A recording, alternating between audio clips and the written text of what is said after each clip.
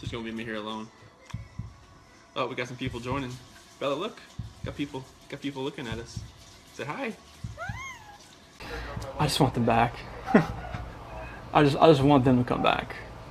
And if they're not safe right now, that's what's tearing me apart. Because if they are safe, they're coming back. But if they're not, this has got to stop. Like, somebody has to come forward. Tell them you love them. You're welcome. We love you.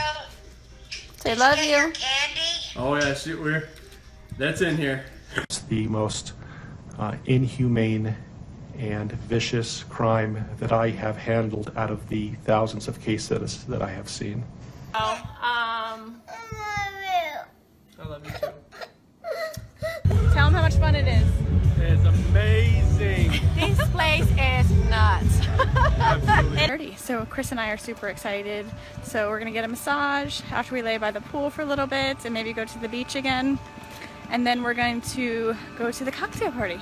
And we will be live there tonight. Position of trust with respect to the victim in violation of Colorado Revised Statutes 18-3-102, subsection 1, subsection F. Do you understand? I don't want to be in it. Get lower.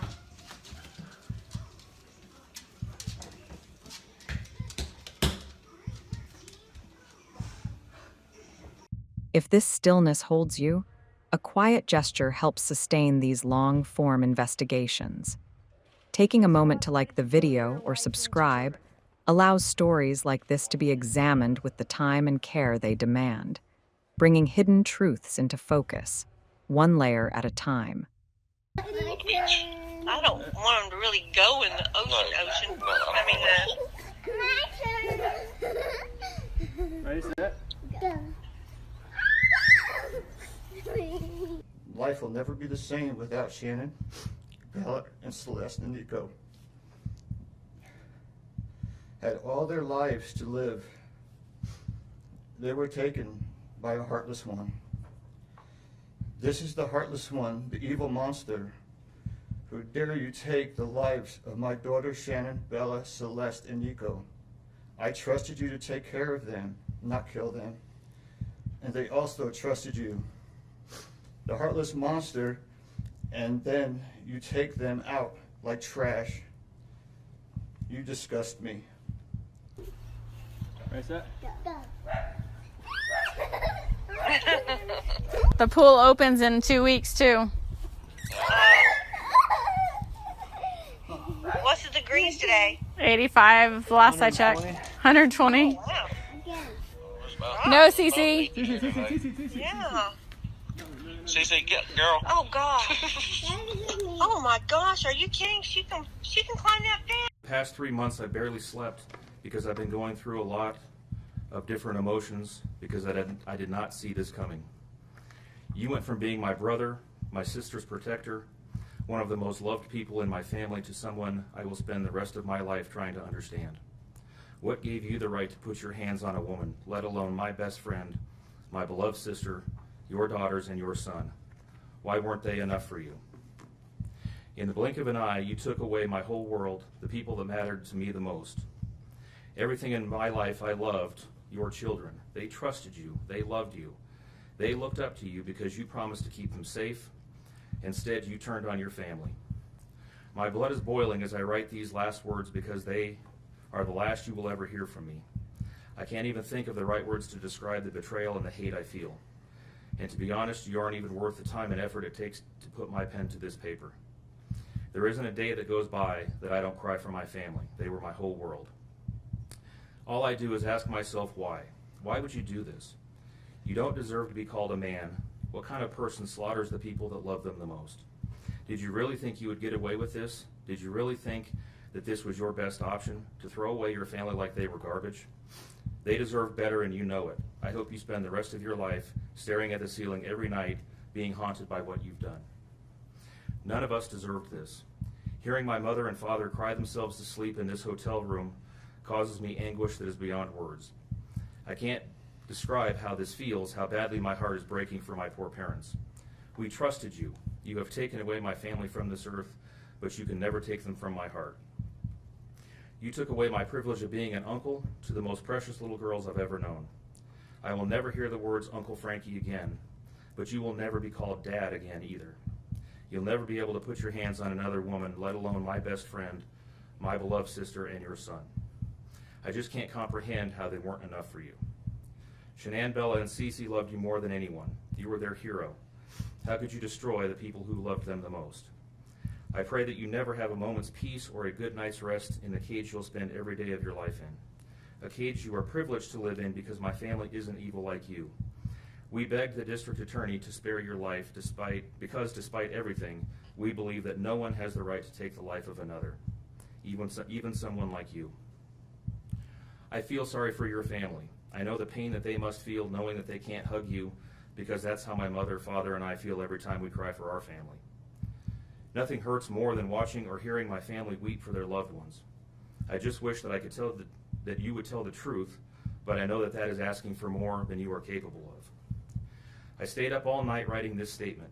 I don't sleep because of you.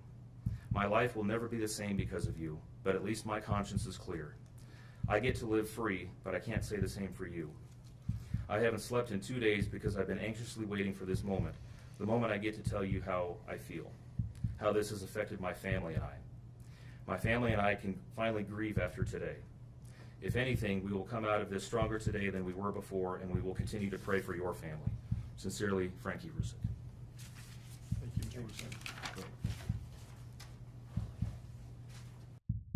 I just turned the recorder. Okay. So again, this room is recorded, and video and audio. We introduced ourselves in the lobbies and earlier, so we're just going to do that again real quick. My name is Kevin Kobach. I'm with the Colorado Bureau of Investigation, and we're assisting the Frederick Police Department with this case involving Chris Watts. And this is Tim Martinez, also an agent at CBI. Sir, if you just introduce yourself. Dwayne Kessinger. I'm Nicole's father. Dwayne, what's your birthday? November 3rd, 1958. And home address for you, sir? 8801 West 65th Avenue. What city? And that's Arvada, 8004. And cell phone or home phone or where? 720-982-4547. Thank you. And Nicole, can you just introduce yourself for the recording? Nicole Kessinger. Do you need all the other stuff too? Yes, please. I live at 12255 Claude Court, Unit 612, phone number 720-656-9605. Claude Court, is that? I think we determined it was North Glen, right? Yes. You know your zip code? 80249. Okay. Can you speak up just a little bit so the recorder? I know you're tired and you're stressed, and we won't be here any longer than we have to be. You've already had a conversation with people before. You came here on your own free will to talk to us. We picked you up at your request and brought you here. You can get up and leave at any time. You don't have to talk to us. If there's a question you don't want to answer, don't answer it. If you don't want to talk anymore, just tell me I want to leave. And I'm kind of in the way of the door, but you're not being interrogated as a criminal suspect. We're here to understand your relationship with Chris and what you know about Chris and his family, and events relating to Chris Watts. And do you know him as Chris or Christopher? Either one. Okay. So the phone number that you reached him on, can you tell me what that number was? I think I deleted that out of my phone too. I just cut him out of my life. It's a 910 number. You guys have it. We gave it to Mark yesterday. Yeah, I probably He'll have it, have but it. just in case. I don't have it If I anymore. recited it to you, would you know it? Just the first three numbers. But you know it as a 910 number? Yes, that's what I do know. I mean, that's what we got. North Carolina or something. Yeah. That's North what it Carolina. is. Okay. So let's just start with a timeline of your getting to know Chris, how you guys met, where you met, all those things. And let's just run. And I'm not going to ask you specific questions unless I think it's necessary. I'll let you just tell me your story. I think it's a little bit easier that way. So I just want to know how you met him, where you met him, how long you guys were dating, and those kind of things initially. Okay. I think I met him sometime in June, probably early June. It might have been May. It was just talking at work. It was pretty casual. And he didn't have a wedding ring on his finger. And every time I talked to him, he didn't tell me that he was in a relationship. He didn't even mention his kids right away either. And then one day he told me that he had 2 kids. I was like, that's pretty cool. And started telling me about his kids. That sounded like a sarcastic comment. No, I thought it was kind of cute. I was like, oh, he's a dad. It was like right around Father's Day too. So whenever that is in June. Okay. Yeah. So I'm not good with holidays. He told me he had kids, and then it was Father's Day shortly after Okay. that. So that's what I do now. And I was like, I thought it was cute. And then he's telling me about him. He's pretty excited about him. And then he mentioned that he did have a significant other. And then he told me that those 2 were in the process of a separation. Did he mention the children's name or his significant other's name? I didn't know his significant other's name for a while. And then I think he told me his kids' names pretty quick, but to be honest with you, on an exact date of when that happened, I don't know. So in May and June, first of all, where do you work? I work at Anadarko Petroleum Corporation. I'm contracted to Anadarko Petroleum Corporation. Okay, and you work out of an office setting where? In Platteville, Colorado. Okay. And Chris also works out of that location, per se? Yes. He's in the field, but he comes into the office with his team. So you work, what is your job responsibility? I do health, safety, and environment. Okay, so you work in the office and you take care of health safety for, Anadarko is an oil and gas company, right? Yes. So you're doing health safety in the office and Chris works in the field Yes. as what kind of job does he do? He's an operator, so I don't know like all of his daily duties, but he's a field operator, so he works with like the oil wells. So he goes out and does work on those, whatever Yes. that work might be, but he comes into the office frequent. In the mornings, his team meets in the mornings. They're not all in there every day. Some days some of them are in there, some days other ones are in there, but in the mornings typically from like 6:15 to probably 7, somewhere around there. And is that where you met Chris? Yes. Okay. So can you just take us through kind of a little bit of the early part of how he courted you or you courted him? I don't know which one happened. How you guys got to know each other? I guess we just started talking. He actually, so part of my job is to manage the gas monitors that we have. So Anadarko requires all of their field personnel to carry like gas monitor sensors for toxic gases, and it's my job to control the inventory, any issues, anything like that. And we were having some pretty serious like equipment issues, and we had numerous amounts of people coming in my office one day, and he happened to be one of them. And I'd seen him before, like they meet in the lunchroom, and that's where I go put my lunch in the fridge. So I'd seen him, but I didn't ever like talk to him. So that day we just started talking, and then every time I saw him in the hallway after that, and it was always hit or miss, like it wasn't an everyday thing, it was just when I saw him, we just started talking, and we just kind of had a lot in common and just hit it off, so we'd always have, pretty good conversations, and then, I don't know, one day he told me that he had kids and started talking about his kids, and then mentioned, yes, that I have a wife, but we're getting separated. I said, okay. And then When do you think that was? when he said all that, So specifically when he told you he was getting separated from his wife, was that within the first couple of weeks that you knew him, or was that later on? You said you met him around May or June. yeah, it was still in June. Okay. It would have been before Father's Day. So had you guys ever gone out on any kind of No. date at that time? You just No, were no. conversing at work? Yeah, that's all it was. And then, I don't know. We started hanging out. We hung out. We went to a park. Hung out at a park. Let's go back real quick. So why did he tell you that he was getting a divorce? Did he ask you out at that time? No, he didn't. I think he was probably interested in me. And so, he talked to me a couple times via his work phone, and I was like, No, like it was still very like friendly conversation. But then when I realized like this man is interested in me, I'm interested in him.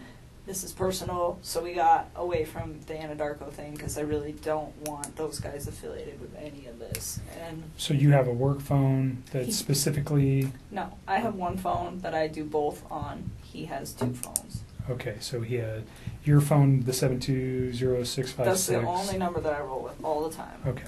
So he has two phones. All right. One of those owned by Anadarko and Yes, one sir. personal. Yes, sir. Do you know what his Anadarko phone number was? It's been so long, and I mean, I'm sure I could like look it up, but I tried to look it up for those guys yesterday, and I couldn't find it. Okay. We can find it. That's okay. Just wondering if you knew it. But at that point, we just like took it to his phone because I just felt it was like better that way. And we just continued to talk, and then Let me go back to the park. Where's the park?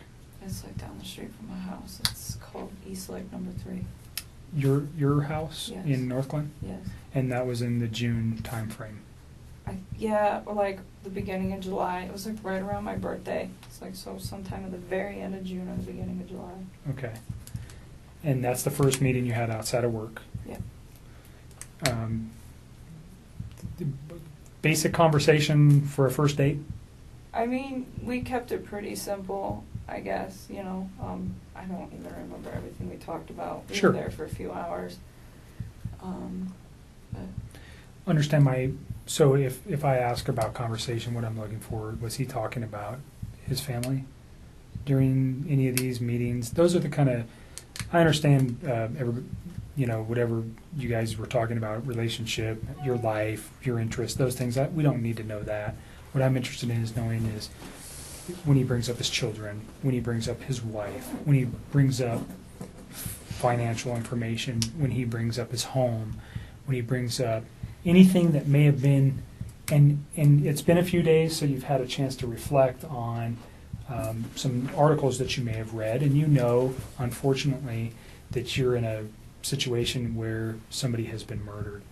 And that information, when you look backwards in your memory with the conversations with Chris, anything that he might have said that would be relative to that, and I'm not just, even if one day he was mad and he said, I want to do this or do that, anything like that, if he ever made any kind of statements that you were like, whoa, that was weird, or why would he say that, or why did he mention that? Do you understand what I'm looking for? No, I completely understand. I just feel like some of this happened so long ago that I can't tell you like the exact words of the exact conversation at the exact time and place, because it's like we had a lot of conversations. I mean, we talked every single day. So it's if there's like I'm trying to help you guys with the stuff like the stuff that's more current. I can give you guys a lot more like detail and exact times. But when you're asking me about something that happened 6 weeks ago and exactly what was said, it's like, I mean, I'm sure I can give you a general idea, but to be honest with you, like to pinpoint exact words, it's not going to happen. I'm not looking for exact words, just more, let's say 6 weeks ago he said something that triggered with you last night. That's what I'd be looking for. Or something 4 weeks ago. And if you don't remember where it was or the specific words, that doesn't matter. Just he said something that was off the wall, or he said this or he said that, that has caused you a moment to pause and you go, wow, I wonder why he said that. Now knowing what you know today. Do you understand where I'm going with that? I completely understand. And to be honest with you, I mean, there were several discussions that we had about his current relationship and where it had gone and what it had caused. And he talked about his kids from time to time. But the thing is he was never hostile. It was never anything aggressive. Like even when he spoke of his wife and the fact that they were separating, it was never like ill. It was still very kind. It was just like, this is not working, and would explain why, but it wasn't anything out of the ordinary or anything that I think would scare me. And to this day, even after everything that I found out, I still look back at that and I don't see any red lights with the way that he spoke of his family. Okay. Can you just describe his overall demeanor over the 8, 10, 12 weeks that you guys knew each other? It wasn't that long. It was like 6 weeks that we were hanging out. I guess we knew each other longer. Okay, but you met him in the office, and Just his overall persona. Who was he aggressive? Was he mellow? Was he calm? Was he outspoken? Who was Chris? I think he's an introvert. I would consider him to be like a pretty, I don't want to say he's a very reserved individual. I think he's probably more reserved around other people. I think he emphasized to me that one of the reasons that he really enjoyed talking to me is because he felt like he could get out of his shell. He said around most people he just like didn't really feel the need to like talk and converse, and it wasn't just in his home life, just in general. It wasn't something where he's an introvert. And he said with me, it made him feel like he could really just start talking about things that excited him, and I think a lot of that had to do with the fact that we had things in common. So with me, I think he was a little bit more outgoing, but even then, I would still consider him to be an introvert. I mean, not on the extreme end. If an introvert went to like 1 to 10, I'd put him at like a 4 or 5. So on the lighter side of introversion. Pretty even-keeled. Yes, like really relaxed, like all the time. He was never really like worked up about anything. Just mellow, chill, easygoing guy. Very much. Okay. And he was that way with you. Did he ever have any kind of? Did you guys ever have arguments? I mean, No. Pretty short relationship. No arguments during that time. No. Did he ever lose his temper at any time? Never. You guys never had a yelling match? No. So you never saw him upset or mad? No. And there was a couple times that we had some disagreements on things that as we like further progress into this story, but it was never like, I am very calm when I talk to people. It's like extremely rational when I handle situations that there's a disagreement in, and he always was the exact same way. Like always. Like I never stressed anything. I think one thing that actually kind of drew me to him was the fact that he was like very open with communicating with me if there were any like differences on how we saw things or just like open-minded about things. It was actually, I personally thought it was kind of unique because usually most of the men that I've ever met are typically very closed off, and I didn't get that from him at all. But it was always like kind, very kind.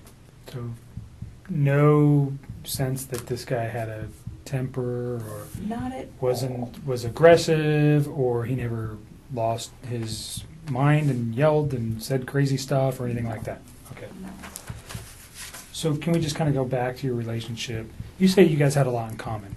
What was that? Oh, I mean, like, we were both really into fitness. I think that's important. It's a lifestyle. Both of us ate pretty healthy, so I think that was important as well. He's like a total gearhead. He likes cars a lot, and I don't know nearly as much about them, but it's always been something that I've been pretty interested in, so we definitely talk about stuff like that. And I guess he was always willing to like learn new stuff, and vice versa. Like I like to travel a lot, and it's not something that he's done a lot, but he seemed like really interested in what I had to share with him, and vice versa. So even if it wasn't something that we originally had in common together, it was just like, hey, I respect what you have to say, and vice versa. So you guys, just yin and yang, you got along pretty well. Very well.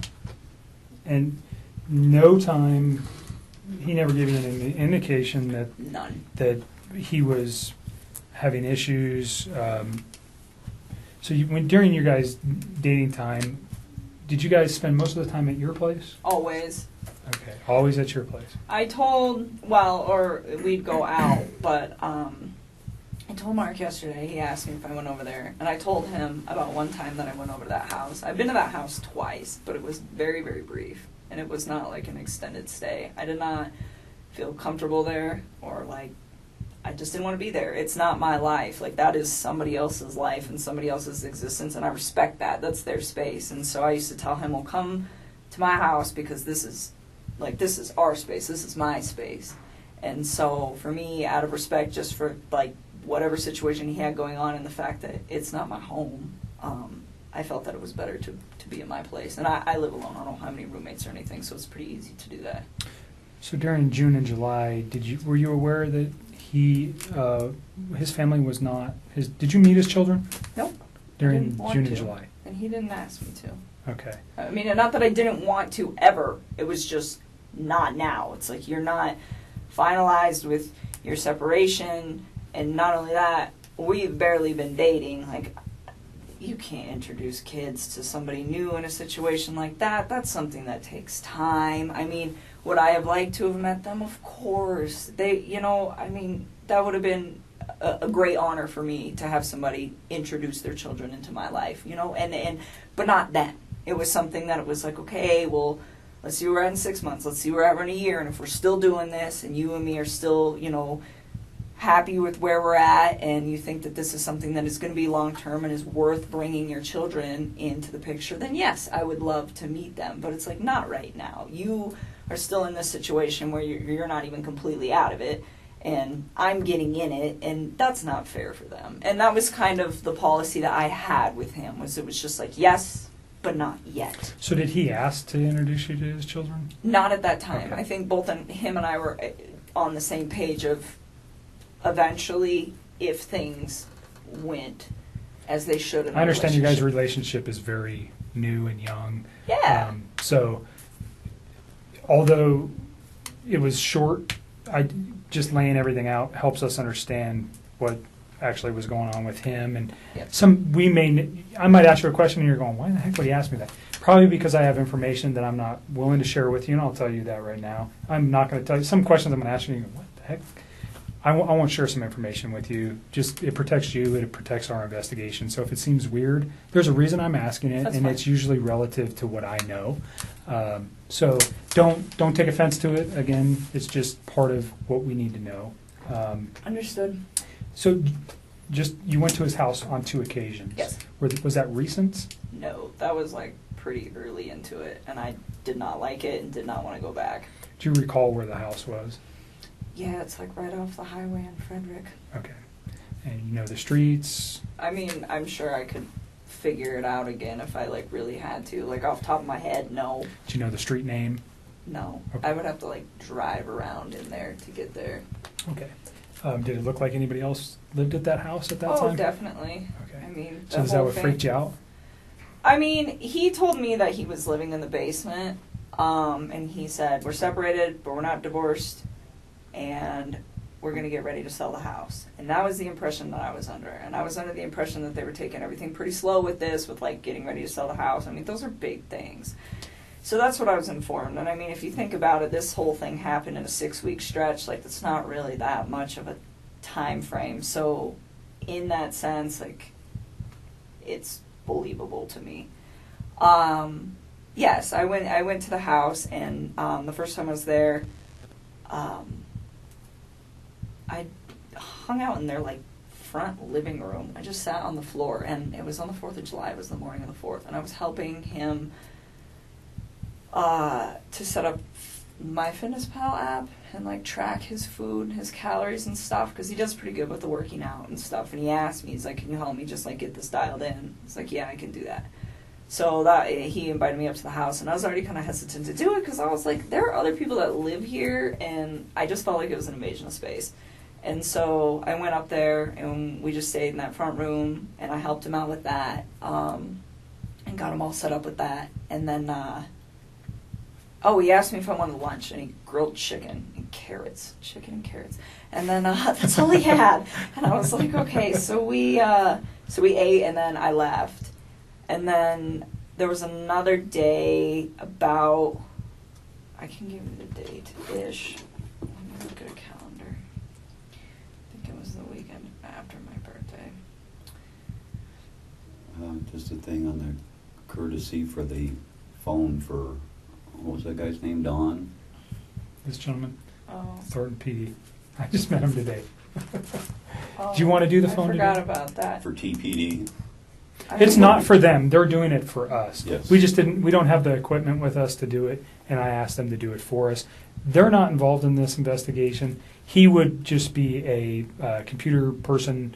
He would not be looking at any of this stuff. That would fall to myself. So keep that in mind. He's not involved in this investigation. Thornton PD has nothing to do with this, other than letting us use their facility and helping us with some electronic download. He's not going to look at your phone right now. He's going to put it on a disk, and they're going to give it to me. Gotcha.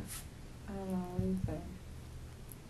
I really want to help you guys. I do. I feel like this whole thing is just going to be crazy regardless of whether I give you my phone or not. I mean, that's kind of how I look at it. Like, it's happening.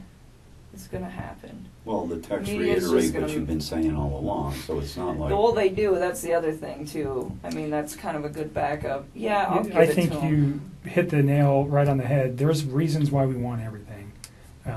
It validates things that we know. I'm not going to come out and tell you that if you tell me something today, we'll validate it with your text messages, whether it's the ones we have Yeah, now I or the will- ones you're going to give us. I'll give Certainly. it to 'em. If you want to go get him. I want you to read this, is what I want you to do before you decide that, okay? So the second time I went to that house, I'm not sure what day it was, but it was the weekend of the 14th. Of August? July. I don't know if it was the 14th or the 15th. One of those 2 days. But we had went out and we stopped there just real quick on the way back. And we were there not very long. But that time I saw a picture of his wife and one of his kids. And I remember thinking to myself, like, wow, she's so beautiful. And I like took a step back and I was just like, this man has a gorgeous house. He has beautiful babies. He has a beautiful wife. He has an awesome job. Like, why would he want to leave this? And I remember talking to him about it, and that was the first time that I tried to actually say, what do you think about not separating from your wife? Like, what if you really try to work on this? And he had expressed to me that we've tried to work on this, and it's not working, so that is why we're separating. And I spent some time, like, just, you know, kind of, because it almost made me feel bad, where I was, like, to the point where I'm engaging in a relationship with a man who, the way he described it, is in a contractual agreement, but was not in, like, an emotional relationship with somebody. And for me, the way I would have preferred to do this is to have waited till that contractual agreement was also done, and he was done. And he could have approached me and said, I'm just had a divorce, you know, maybe we could take this slow, what do you think? But instead it was, oh, we're separated and we're working on a divorce. And that is the part that I feel bad about, because I should have waited on that and I didn't. And, you know, I was just like, well, they're already there. So, you know, but then being in a house was just like, why? Fix this. Find a way to fix this. Make it work, you know? And I was like trying to push him to do it, and he seemed pretty reluctant to do it. He didn't want to. And, I don't know, we were still seeing each other fairly frequently, but I kind of like backed away so we weren't hanging out quite as much, and we were still close, but it was just, like, I really wanted him to try. Like, I wanted to know that he tried and it didn't work, and then he moved on, not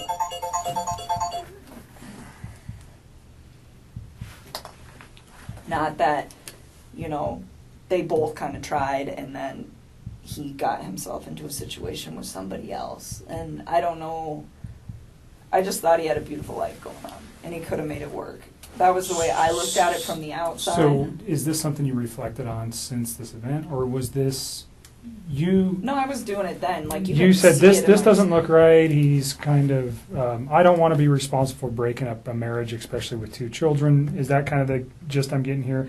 I didn't think it didn't look right. I mean, I think he was legitimately sleeping in the basement, and I didn't think that these two were, I mean, I think it was like, hey, we're both stuck in this house for now. We got to sell this. In the meantime, you live here, I live here. We sleep in different rooms, take care of the kids. That's just like kind of how I took that. And no, I didn't think it didn't look right. I just thought it just seemed like he had so much going on, and it was just beautiful that I was like, why don't you just try this out, you know, and see if you can fix it. And he'd always be like, well, what about us? What about us? I'm like, don't worry about us. Like, that is more important. Like, try to see if you can, like, salvage whatever it is that you have going on with your wife. And you know, I always got the impression that he was a great father to his kids, like, always. And so, you know, I was like, and be the dad that you want to be. I was like, and see if you can make it work. And he just, like, we kind of talked about it off and on for like a few weeks, and I was just kind of like, I don't know. Like, I think I was kind of like cold feeting about it after I went over his house. And so this was like pretty early on. And then he told me that, he went to North Carolina. And he was like, I'm going to talk to her when I'm in North Carolina and see if I can get her to do this, to like try to like rekindle the flame. Okay, so try to salvage his relationship as you've been asking him Yes, to do. And then if he When decided, did he go to North Carolina? I think it was like the last week of July, somewhere around there. Okay. So I mean, this was like a couple weeks that I was just kind of like trying to push him to do that. Let's pause at North Carolina, and we'll come back to that real quick. I want you to read this. If you don't understand what it means, then ask me the question. But basically what it says is you have the right not to let me look at your phone. I'm asking to look at your phone for the purposes we previously discussed, for the text messages and your phone log, and unfortunately the photos that are attached therein too. That information is only relative to this investigation. I'm not looking at anything else except for the conversations between you and Chris Watts, and the phone data between you and Chris Watts for phone calls, for times and dates for those phone calls. And then the content of the text messages that are there. And we'll write that specifically down here. Understand I that just don't want anybody to get some of those texts. Like, they have nothing to do with this case, and they're just like... between you and Chris? Yes, they're just... So just tell me what you're... They're just kind of raunchy. Okay, like, I don't need anybody... Everybody's an adult. I don't need that posted, like, We're not going to somewhere. Post it. I don't want the newspapers to get that. That's all I want. The I just only need ones them that to we would not be get looking that. for, again, is the same kind of questions we're getting to here, is things about his children, things about Understood. his wife, the Understood. questioning of, did he ever, has he ever said something to you that might indicate, maybe not then, but now, that there was something like this in his mind? Or you know what we're looking for. I don't need to come out and tell you that. I understand the embarrassment of particular photos or potential sexual types of conversations you may have had with Chris. It's not relative to the investigation. We don't care. Okay, you're an adult. I'm an adult. Everybody in this room, even your dad, and I give it to you for saying that stuff in front of your dad, because I'm not sure many women could do that. So that's not what we're after. We're after the information that corroborates things that you've told us, and also that corroborates or may tend to prove that things that Chris told us were a lie. You understand that? And that's maybe going a little bit far. I usually won't tell people that, but because of your reservations, that's what I'm looking for. If I can disprove something he's told me by a phone records don't lie. People do. Okay? So if I can disprove something that may be important, that's what I need it for. I'm not saying I can. Has it happened before? Absolutely. Is it critical in cases that I've worked in the past? Yes. So that's why I want it. Okay? Again, you don't have to give it to me. You can tell me, I don't want you to have it. Go get a warrant. I'm not even going to tell you if I go try to get a warrant right now. I'm just asking for you to consent. And again, we can write right here what you're willing to give me, which is the text messages and the phone log. And unfortunately, again, the attachments on some of those text messages. And I'll write it on there, and then you'll just sign it. Okay? Do you understand the questions there? Do you have questions about any of the things that it says? You understand you don't have to do this. You're doing it of your own free will.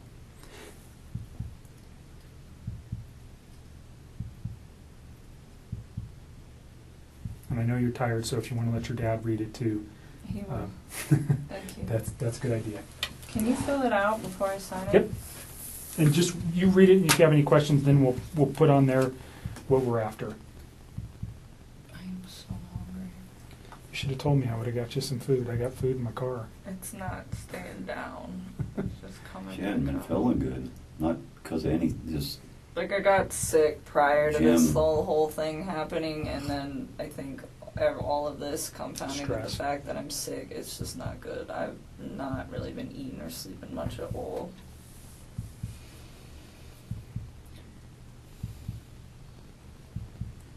yeah.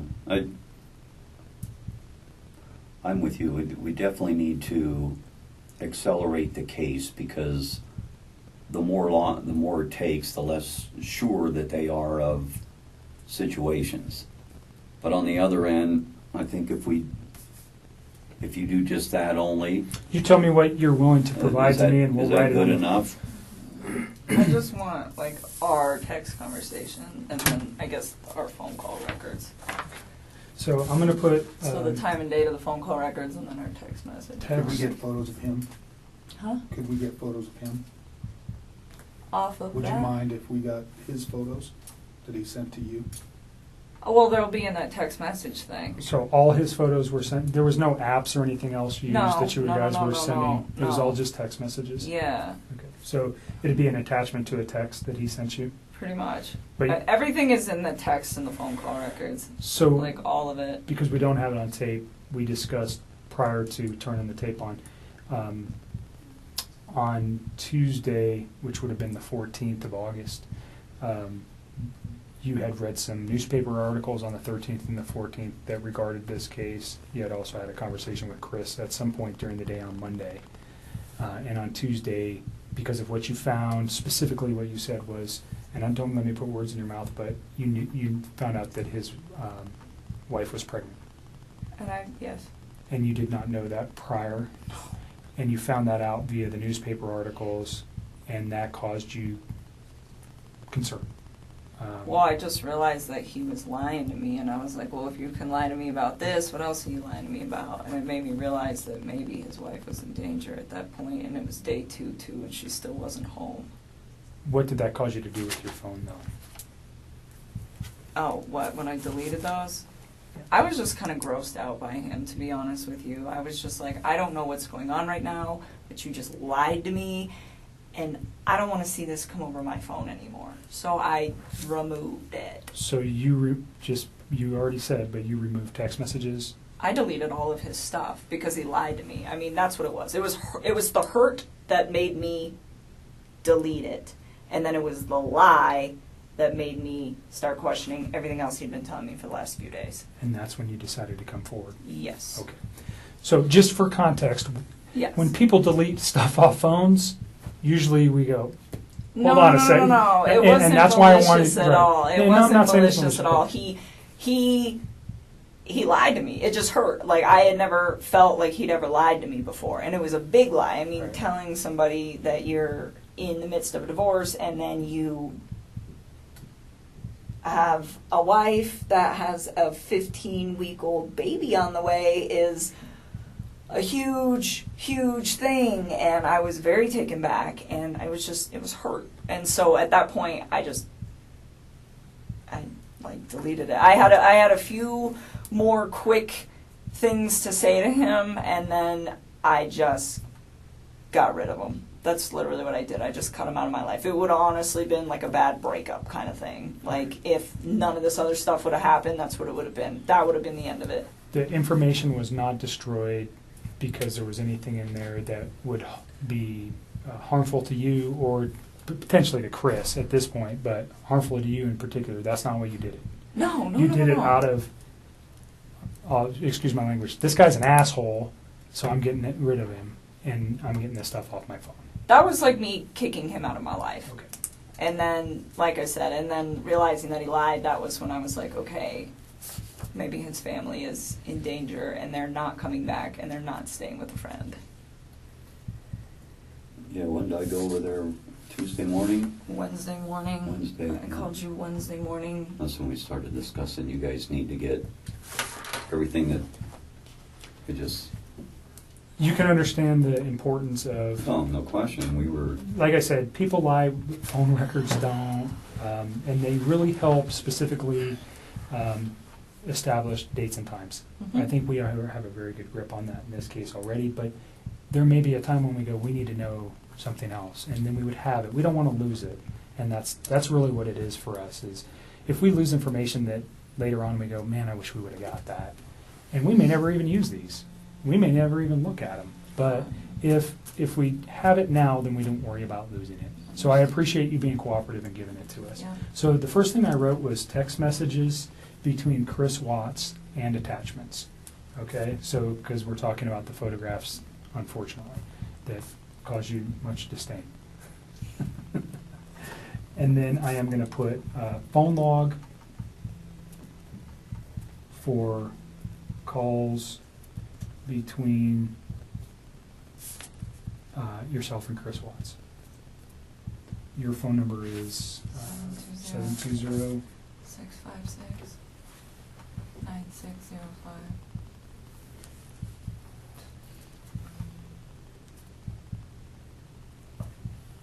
And this right now is located at, we're at the Thornton Police Department. It's going to be moved to so this is kind of, doesn't make sense, but we're here. It's going to be moved to the Colorado Bureau of Investigation.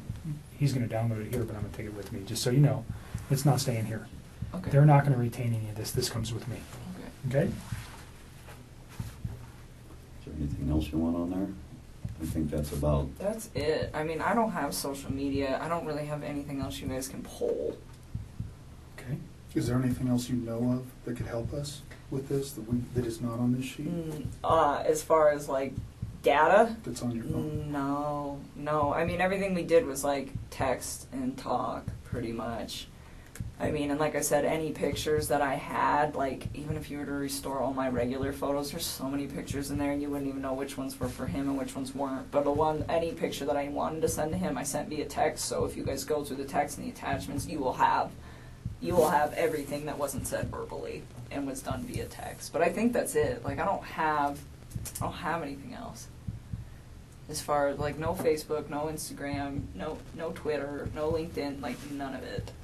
So there was never any of that kind of correspondence. So I think that should probably cover everything you guys will need. Is there any particular messages that would help me so I don't have to look at, because whatever's on your phone, I don't know how long we're going to get back to, but let's say is there a particular date or time or message that stands out to you that would be relative to, specifically to the investigation into this case, that might assist me in understanding why something like this could have occurred? I'm still in shock that this whole thing happened. I can imagine. That's why I gave him the benefit of the doubt for the first day, because I was just like, no way. Like, I didn't even think about that. I mean, murder was not on the top of my mind when somebody doesn't come home for an evening, especially if they've just, like, had some sort of, like, heated conversation. It's like, okay, you guys are separating, you have a heated conversation, you leave for a night. Like, I didn't even think this guy killed his wife. I mean, that like, murder is on something on the top of my mind when I call one of my friends for 3 or 4 hours and she doesn't answer the phone. Like, that doesn't even process to me as, like, a real thing that is a possibility at that point. And so that's why I gave it a day, and then the second day I was talking to him, he was just, like, a hot mess, I could tell. And then with, like, the way he was talking to me, and then that's kind of when I cut him off and I stopped talking to him.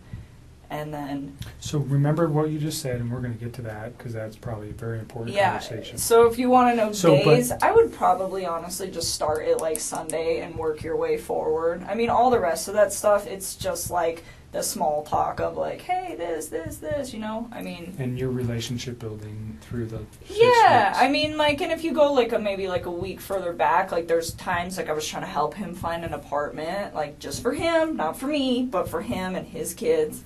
To get set up, and like there's times where I'm like, well, where's your wife moving to? Like, how close is she gonna be to you? You should be within like 30 minutes of your kids, so they're close, and like you want to be close to their school and close to your gym, and like what's your price range? Like, I was helping him get all of this stuff set up, and it was like in a very decent manner. And I don't know if all of that is in text. Some of it's probably on the phone. Like, at this point, I've talked to him so much that I don't even know which parts are like verbalized and which parts are texted at this point, but we can figure it out. Okay. You see what I wrote, text messages between Chris Watts and attachments, and then the phone logs for calls between your phone number and Chris Watts. Mm-hmm. Those are the two things that we'll ask to be extracted from your phone. So if you're okay with that. Why does it say as removed cell phone data? Isn't that this? That is that, and that's what he's going to remove, and then that officer is going to fill that out. Gotcha. What is the date? I don't even know what today is. The 16th.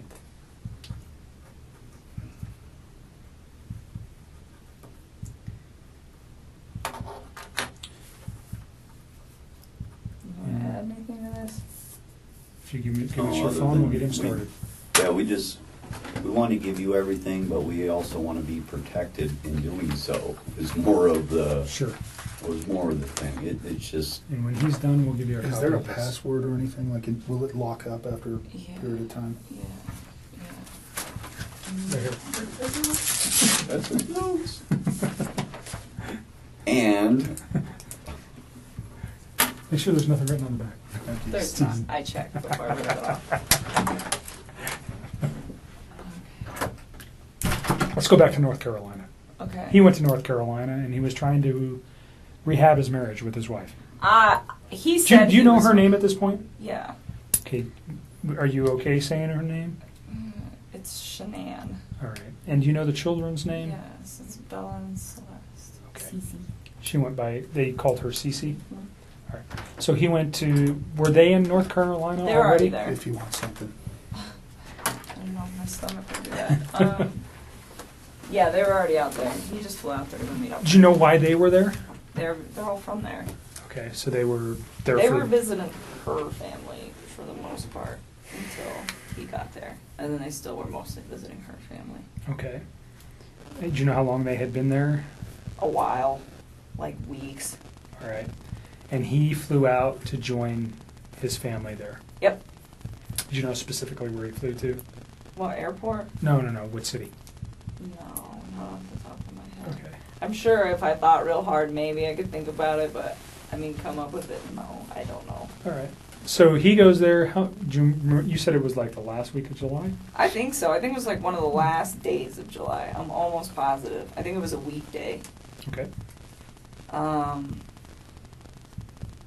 Yeah, he flew out there, and I thought I had like convinced him to like try to make peace with her, and I was like, if you guys work on this, like, I'm out. Because what's the point? Like, I'm not trying to be with somebody that's in another relationship, which I know that sounds silly given the whole relationship that we had in the first place, but I really was under the impression that they were separating.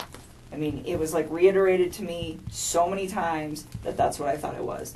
And it made sense to me too because, like, he could pretty much call me whenever he wanted. Like, I was the one that would tell him, like, hey, when your kids are awake, you need to spend time with your kids. Like, do that. And then after they go to bed, like, if you want to talk to me, you can talk to me. But it was never like this super, super restricted thing. Like, sometimes, like, right after work, if I was, like, still talking to him, I'd get kind of bummed out. And I tell him, just like, oh, it's frustrating sometimes, like, having to, like, wait. But at the same time, I was never like, this is horrible, or, it was always like, I understood why.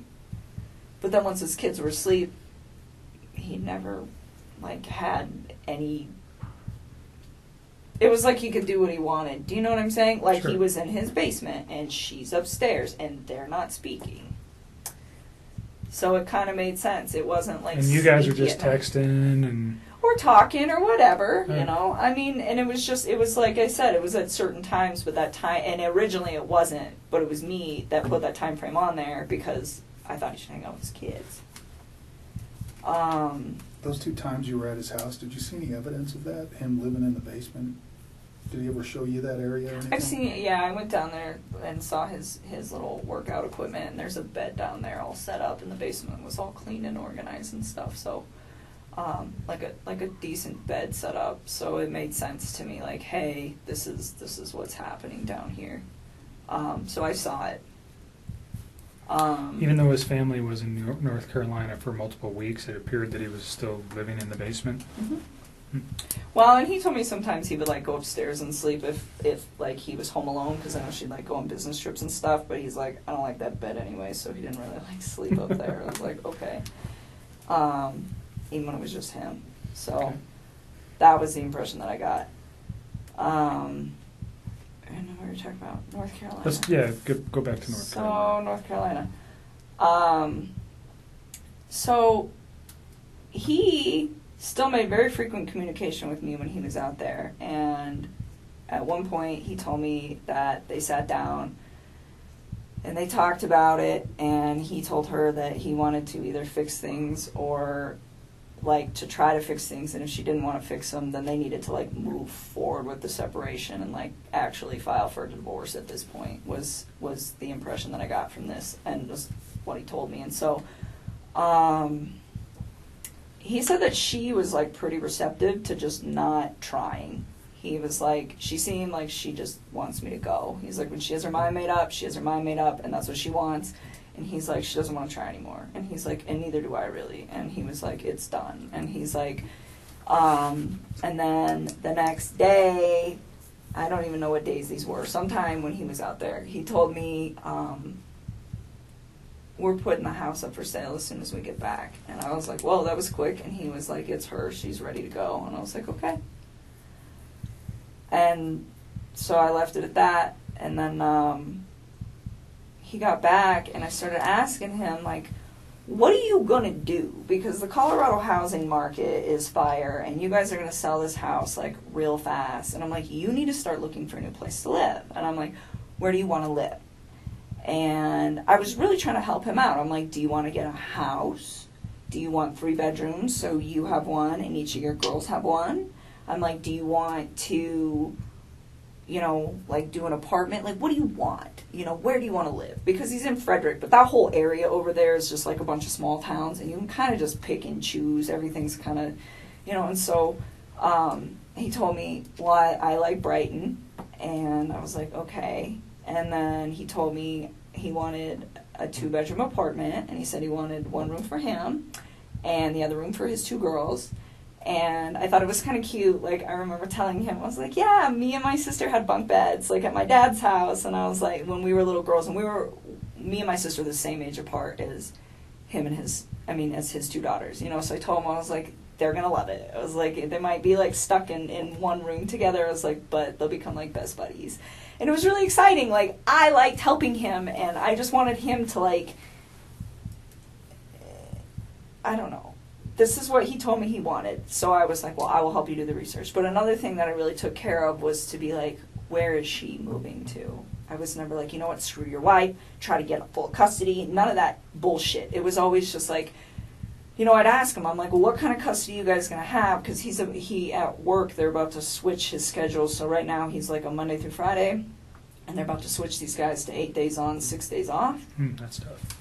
That's awesome. And I was asking him, I was like, are you going to have your kids, like, on that set of days off? I was like, because that would work perfect, like 1 week on, 1 week off. And I was just like, you know, we just talk about it. And I'm like, what is your plan?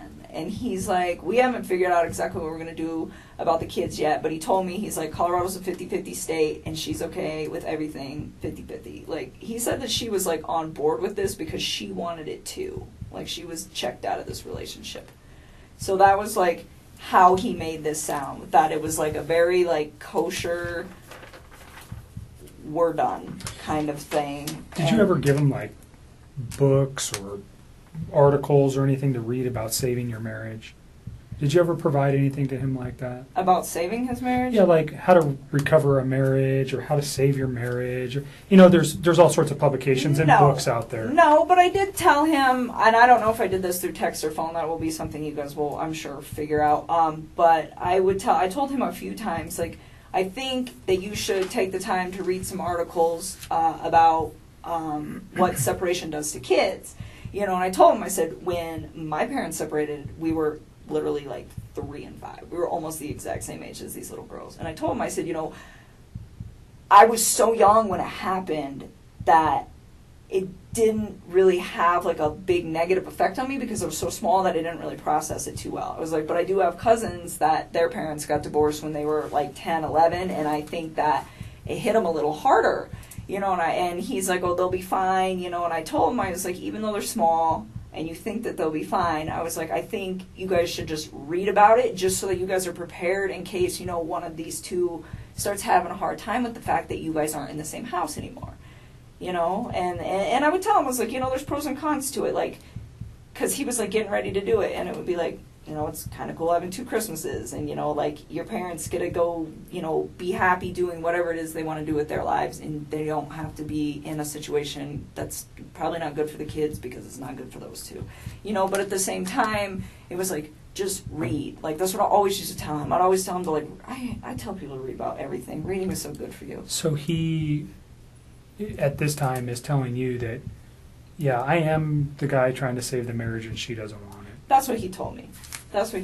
So,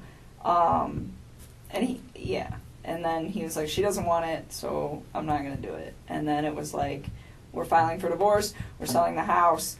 And this was like all as soon as they were coming back from North Carolina, like boom, boom, boom, boom, boom. Would you recall when he gets back from North Carolina? No, I don't even know how long he was out there. I know it was like less than 2 weeks and more than one. Okay. I don't remember. So he comes back early August. Would that be fair? Oh yeah, it was definitely like in the first 2 weeks somewhere. All right. Probably the second week of August at some point in that. I don't remember when. Does his wife come back with him at that time? Or Yeah, they all came back. They all come back at the same time? They all came back.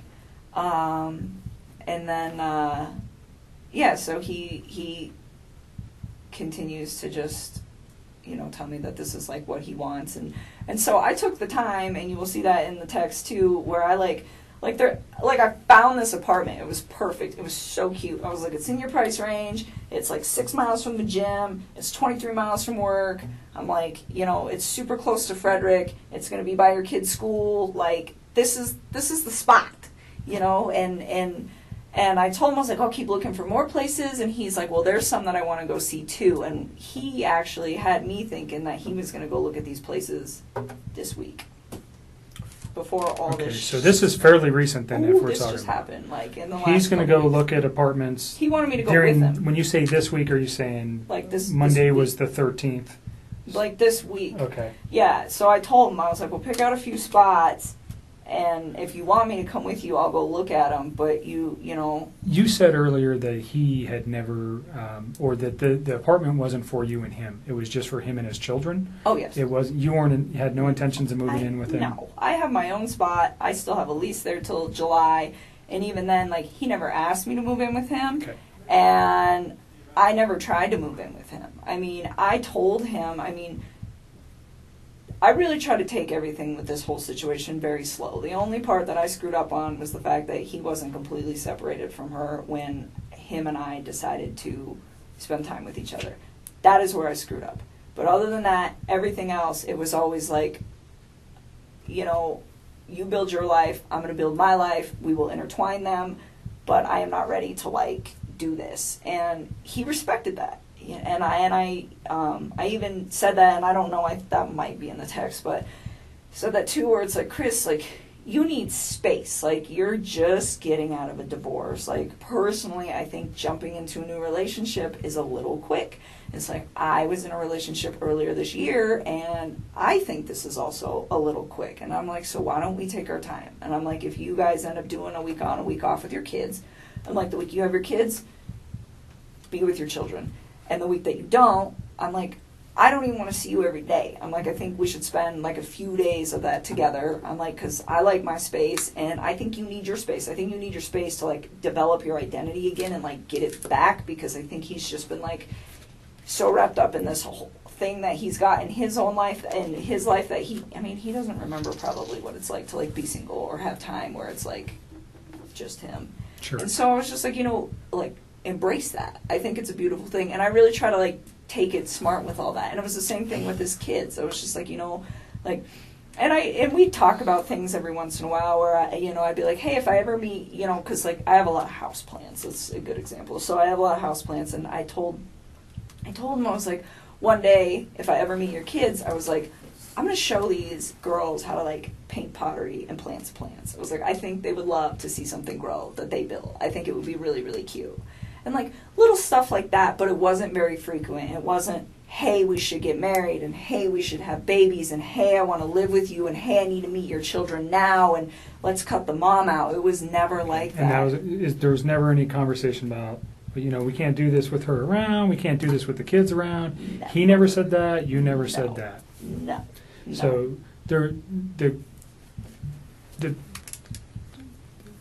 way you guys were trying to make this work was just, slowly trying to come together because of his current situation, and you, by your own account, Mine. you're just a independent person. It sounds like, pretty much, yeah. And but through text message or through conversation, he never said, hey, this isn't going to be financially able, I'm not going to be financially able to do this, or this isn't a good thing, I got these kids. None of those conversations ever came up. No. I mean, he told me, like, he had a budget restriction. So for his apartment, and I'm pretty sure this is in the text, and this will probably be in the last couple weeks, he told me $1,100 to $1,400 when I was asking him. Like, because I told him I'd help him do homework. I was like, you do some homework, I'll do some homework, we'll knock this out, because if you guys are for real putting the house up, you got to figure it out. And so that was his budget. And I remember asking him, I was like, you sure you don't want to just get, like, a house? And he's like, I never thought about a house. I'm like, yeah, you can rent houses, man. Like, it's a thing. And he's just like, I don't know if I can afford that. And I was like, okay. And I knew that those two had been through some financial trouble. I definitely found out a lot more about that situation in the newspaper recently. Okay, so prior to the newspaper, how did you know he was in financial difficulty? Because when I went to that house, everything in there is very, very, very, very nice. It looks like it all comes with a very expensive price tag. And I didn't say anything to him about it, but I could kind of tell then where I was like just looking at everything like, how do you guys afford this? And then he has that car. I don't even know how much that car costs, but I bet it's what car is that Lexus. I'm sure that thing costs like $80,000, but just like money. Like everything just looked like it costs a lot of money in that house. You probably have a decent idea of how much money he makes. Yeah, and it's not enough money to pay for all that, not even close. Did you have any idea of what Shanann did for a living or how much money she might have made? I mean, I had an idea. I would consider her like a sales rep. I don't know how else to describe that. For the company that she worked for. And I don't know exactly how much she made. He said that she was really competitive and she liked to try to keep up with him. He's like, she gets close sometimes. So I don't know how much those two brought in. I mean, off the top of my head, if I could guess, probably somewhere around like $140K a year. I mean, I don't know. Because I don't know exactly how much he makes. And I don't know exactly how much she makes. But based just off of like what I know about the oil field, like, yeah, I would say that's probably an accurate estimate. So even if they're making, let's just use the figure $100,000, they're living above their means or below their means? Oh my God, like... Way too much? Way Did he ever discuss with you any of those issues? I mean, a little. I mean, I didn't know about the bankruptcy or any of that until I read on the newspaper about that, but I think he was really frustrated with the situation. He told me, he's like, I feel like my paycheck goes in my bank account and I just watch it go like this. He's like, but it doesn't have to. He's like, she makes it like that. And I was just was he resentful for that? I don't know if he was resentful. I just think he was frustrated by the fact that they could be doing a lot better financially, and she, from the vibe that I got, had really bad spending habits. So she was a spender. The car hers or his? I think it's hers. Okay. I'm pretty sure that that's hers. Do you know what other car they might have? Well, I mean, his APC pickup truck. And that's it, I think. That's owned by Anadarko, though, right? Yeah. But so I don't think they own any other vehicles, as far as I know. I think it's just that thing. And Anadarko doesn't allow him to drive that on his own personal time, right? So he's just got one vehicle. Yep. And it's a very expensive Lexus. And then they live in a pretty expensive house. It's a huge house. Yeah. I was very taken back when I saw it. I was just like, whoa. How? And then the guys... fixtures inside caused you to pause. Everything was just like... And then you mentioned today you read something about bankruptcy. Yep. What did you read? That those guys filed bankruptcy for a lot of money. Who are those guys? That couple. Okay. In 2015. Oh, Shanann and Chris. Thanks. Filed bankruptcy in 2015. Okay. And you said for a lot of money. Do you recall the amount? No, because it was different in each of the newspapers, and I don't know which one to believe. Okay. So, hundreds of thousands of dollars. So, yeah, I didn't know that. Let's go just back to him and the financial. He tells you he has a concern enough to at least express something to you that he's frustrated with the way she spends, or he's upset with working so hard and never having any money, and she's kind of the responsibility she's the responsible party for spending most of the money? I pretty much got that vibe. I mean, he just told me, he's like, we're house broke all the time. I was just like, that's unfortunate. And I asked him, I was like, do you have 401k? And he was like, yeah. And I mean, the reason I ask him this is because if I get in a relationship with somebody, I want to know, like, what kind of baggage that they have. I think that's important if I walk into a situation where I'm like, hey, I have good credit and I have all these things that I've been building and you don't have your stuff together, like, what are we going to do with this? And it's important for your long-term You're smart. thing. So I'm preparing. And so I just asked him, I was like, well, do you have 401k? And he's like, yeah, I do have that. And then I asked him, I was like, I didn't ask him, like, how much debt they had or anything, but I just said, is your lifestyle sustainable? And he was like, no. And I was like, how long do you think that's going to take? He's like, I don't know, but it's not sustainable. Where did his girls go to school? I don't know. He never actually told me. Like, when I asked him once, it was like when I was trying to find him an apartment, I was like, are you comfortable telling me where your girls go to school? That's in the text too. I was like, so I can figure out what distance from the apartment it is. I was trying to just make his life convenient with, like, him, his ex, his kids, and all the stuff that he needs to do and work. And he was like, don't worry about it. Their school's pretty centrally located, so anywhere in the area that we were discussing will be fine. And he just left it at that. So he didn't even tell me, which was fine. I respect that. Daycare is obviously very expensive for a 3 and 5 year old. Oh, yeah. Right? So I understand. did he ever bring did he ever discuss that? Never. Okay. Never. Like I said, the only financial thing he ever said is just like, she just likes to spend money, like a lot of it. So that was just kind of the vibe that I got from that, and that it was a lifestyle that she liked to live, like, very,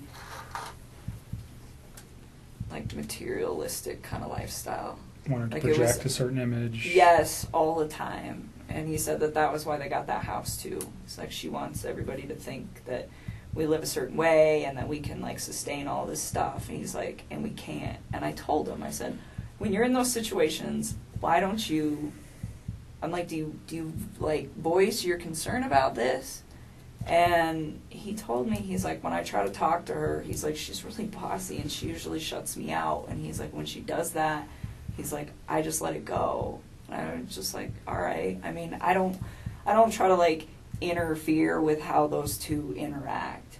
But I did ask about it because I'm just curious, because I would never put myself in a situation where someone was like, you know what, we're going to live in this house that costs, like, double what we can afford, and that's how it's going to be, because I want everybody to think we're fancy. Because I wouldn't do that. I mean, to me, like, I wouldn't put up with somebody doing that to me. And I'm not saying that that's what she was doing. I mean, for all I know, he could have been completely lying about this. He could be the one spending all the money. Sure. You know? This is just what he told you.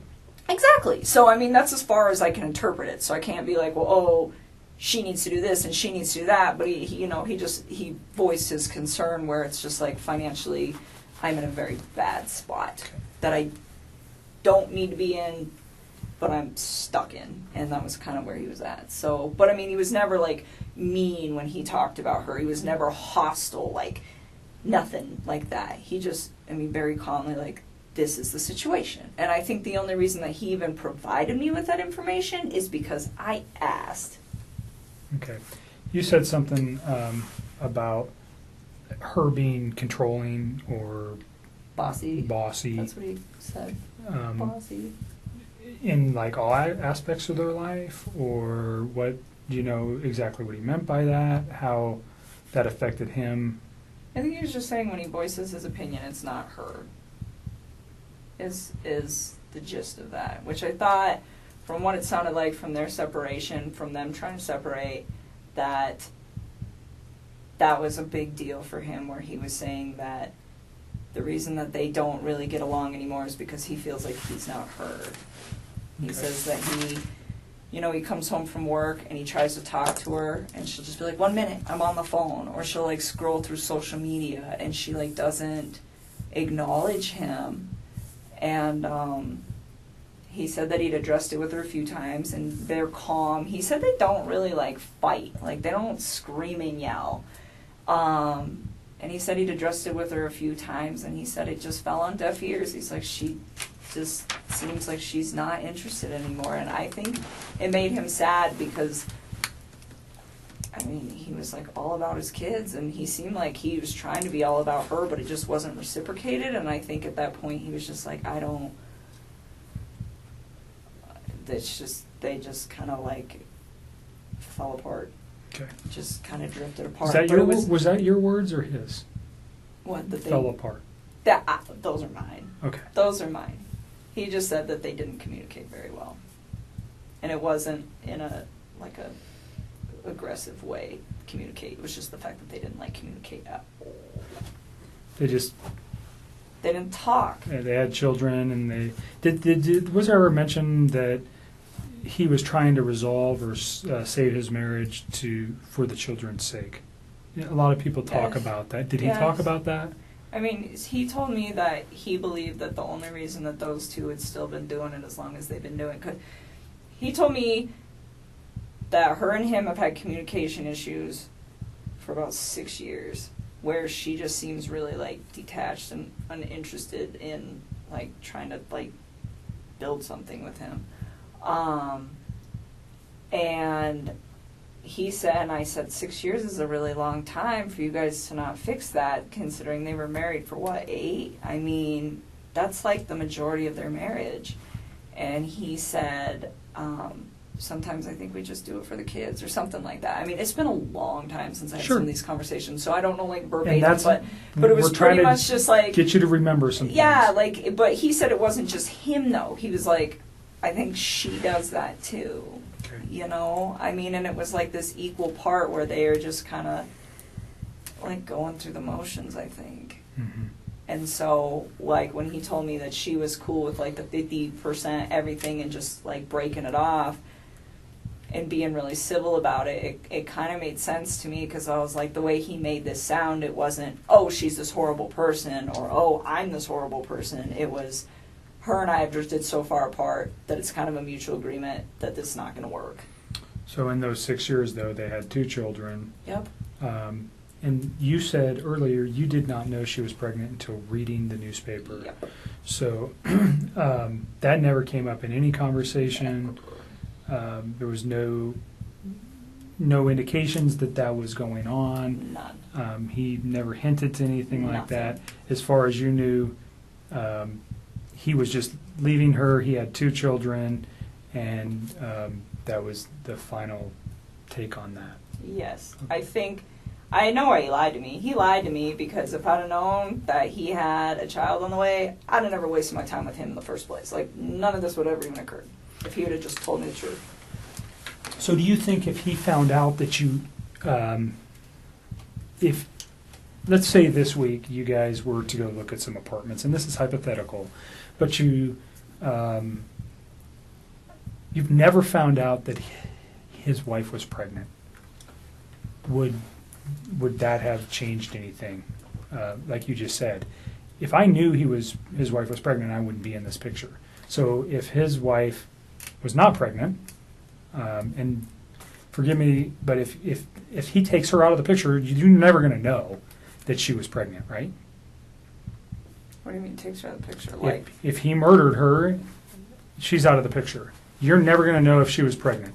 If he can get away with murder, you're not going to... I got divorced from my wife. You say, do you understand what I'm saying here? If she's gone...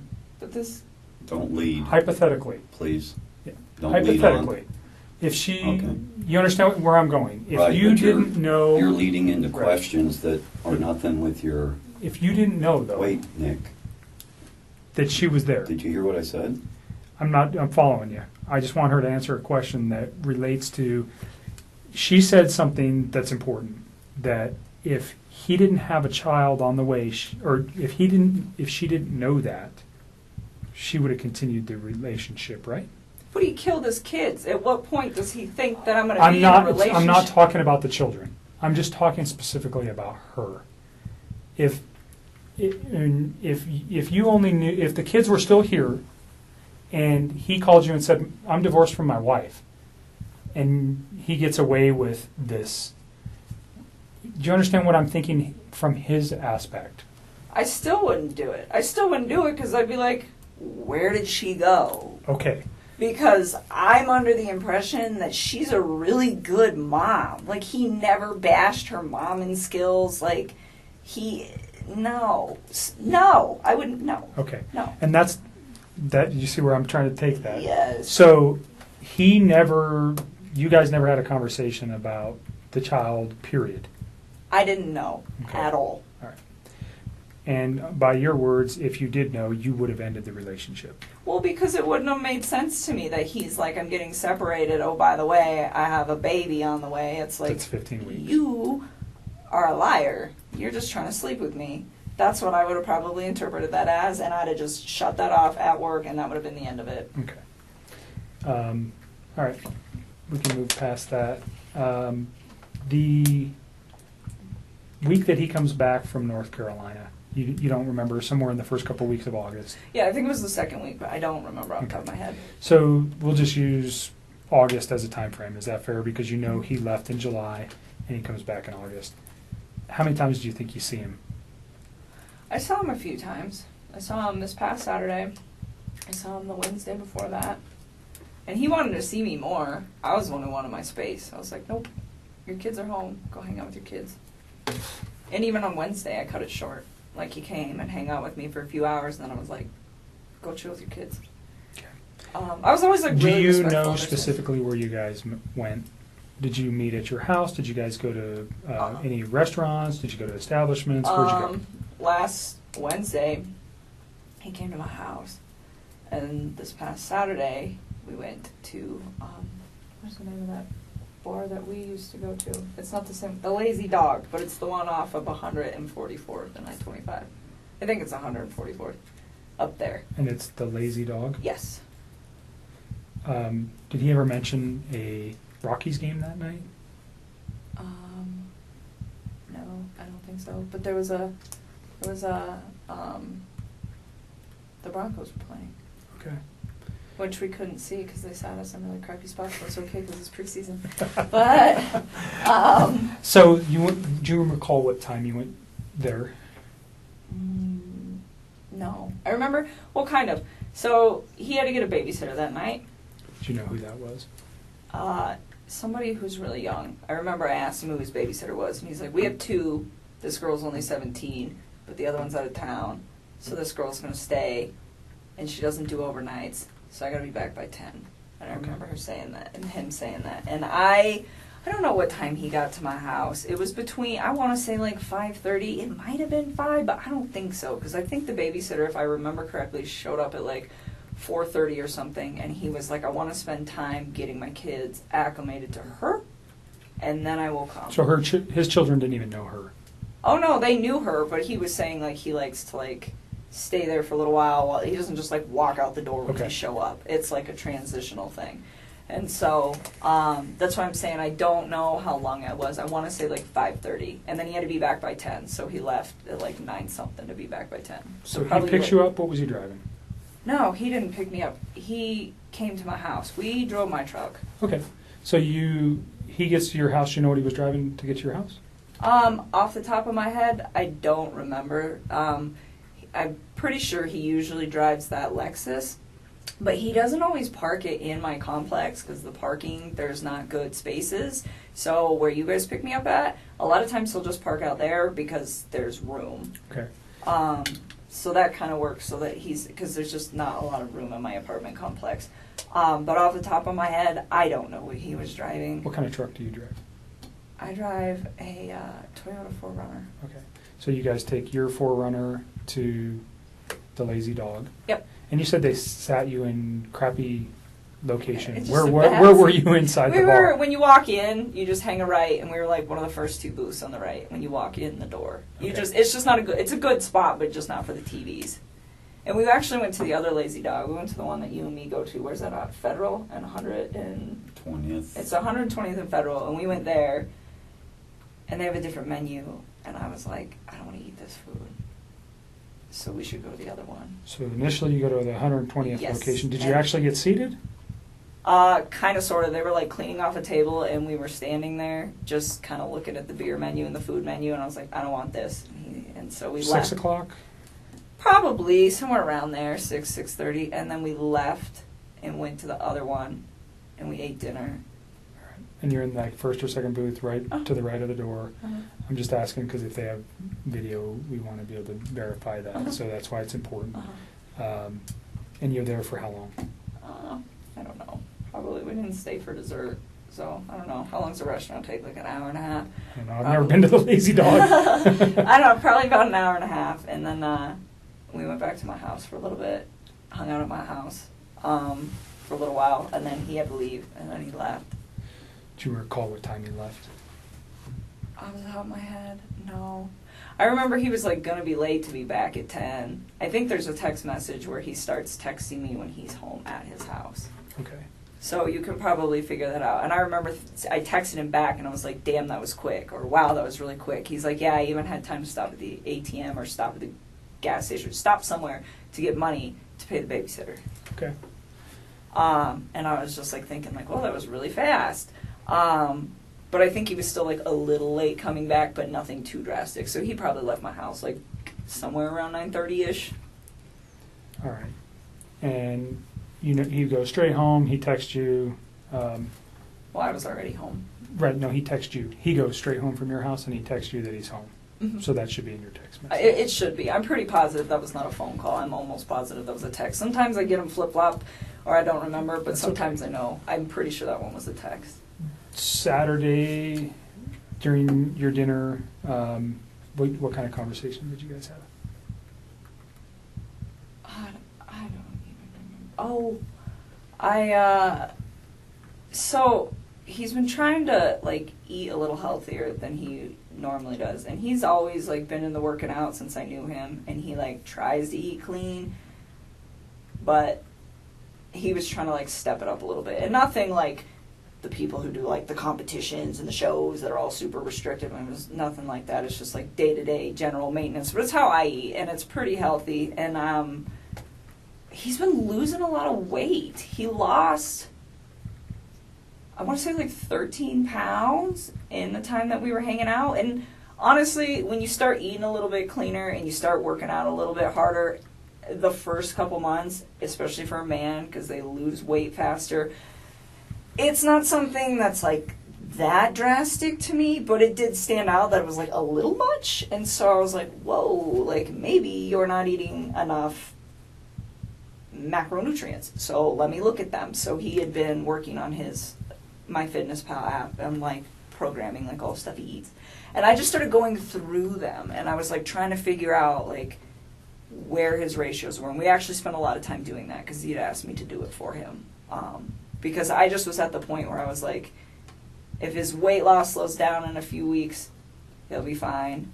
And if it doesn't, then his macros are a little off. It's not like that big of a deal like in the workout community. This is like a very normal thing. But Did you have any other outside concerns, like potential drug use, alcohol use, any of that stuff that led you to go, oh, he's lost an extreme amount of weight in such a short period of time? No, and I wouldn't call it extreme. It was just like, it was a lot, but I mean, when I first started working out, I dropped like 12 pounds in 2 weeks when I first started like hitting it hard with the diet. So the fact that he lost like that much weight, it wasn't, like I said, it was not a surprising amount. I just didn't want it to be like a sustained amount.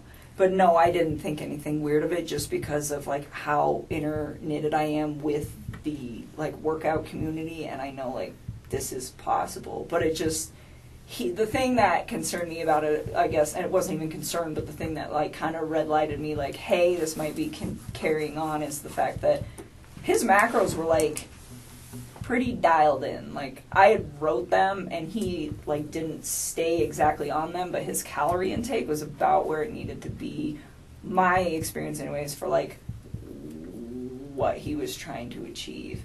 And so I don't know, he didn't seem to have a problem with it. He liked where he was at with all of that. So that was your main conversation Saturday? That was like a big chunk while we were there, is like us actually going through, because I was like going through each item like, why are your ratios off? You know where his kids or wife were that night? On Saturday? Yeah, his kid. Well, you know his kids are with the babysitter. Do you know where his wife is? She's in Arizona. Okay. How do you know that? Because he told me. Okay. Do you know what she's doing there? I think she's on a business trip. He didn't even tell me right away. He actually told me, I think, like on Saturday or something. It Like might have been during like Friday phone or something. I honestly don't remember. I just remember I was like really surprised where he's like, hey, like, I'm going to try to get a babysitter if you want to hang out or something like that. And I was like, why do you need a babysitter? Like, your wife's home. He's like, no, she's out of town. I was like, oh. Okay. Is there much conversation regarding that, her on being on a trip, or the children on during those conversations? Not really. I just asked him what time she was coming home on Sunday, and he just said really late. Okay. And that was it. I mean, there's nothing really to talk about with that. Okay. So your conversation's mainly health related. Mm-hmm. You guys return to your house, and then he goes home, and then you talk to him for a few hours on Sunday. Did I? Are you asking me, or are you I'm telling me? asking you. Oh, I was like, I don't even know. Someday, honestly, so wait a minute. That was Saturday. We're talking about Saturday. We're not talking about Sunday right now. Okay, so you're still on Saturday. Yes. You guys have a phone conversation when he gets home? That was the day that he got the babysitter and I went out to dinner, not Sunday. Okay. Okay, sorry, I just want to make sure That's you okay. got your Yep. days right. So Saturday, yes, we went out, he had the babysitter, he went home. I'm sure we did. We always talk on the phone. And honestly, I mean, Mark asked me that the other day. He's like, how long are you on the phone? 15 minutes, 20 minutes? Like, you're going to have to look at the records, to be honest with you. Like, so much. You like to talk, I can tell a little bit. Yeah, a little bit. 400, when she was young, she'd crank out about 400 words a minute, gusts up to 600. That little thing can yak, man. You're a talker, so I'm letting you talk. I need to use the restroom. Let me show you where it's at. Can you So- give me some water while you're out there with Sure. him, please? Thank you. Another bottle? Let's Yeah, at least one. let's move to Sunday. Sunday. Well, Okay. let me reverse something. Your conversation with the children, or about the children, was there ever talk about medical concerns with either of the children? Well, I know Cece is allergic to not peanuts, like pine nuts. Pine nuts. So she has a nut allergy. Yes. Did they take meds? Yeah, I know that she had like an EpiPen, but as far as I know, she didn't have any meds. But I never asked. Like, I was just told like she has a pretty severe allergy, and Enough to carry an EpiPen, that's pretty severe. yeah. While we're on this, so when he was in North Carolina, this is all like hearsay now because it's like this is not a conversation. Like, he's telling me this stuff, but who knows exactly what happened. But he went out there to go see his family and her family.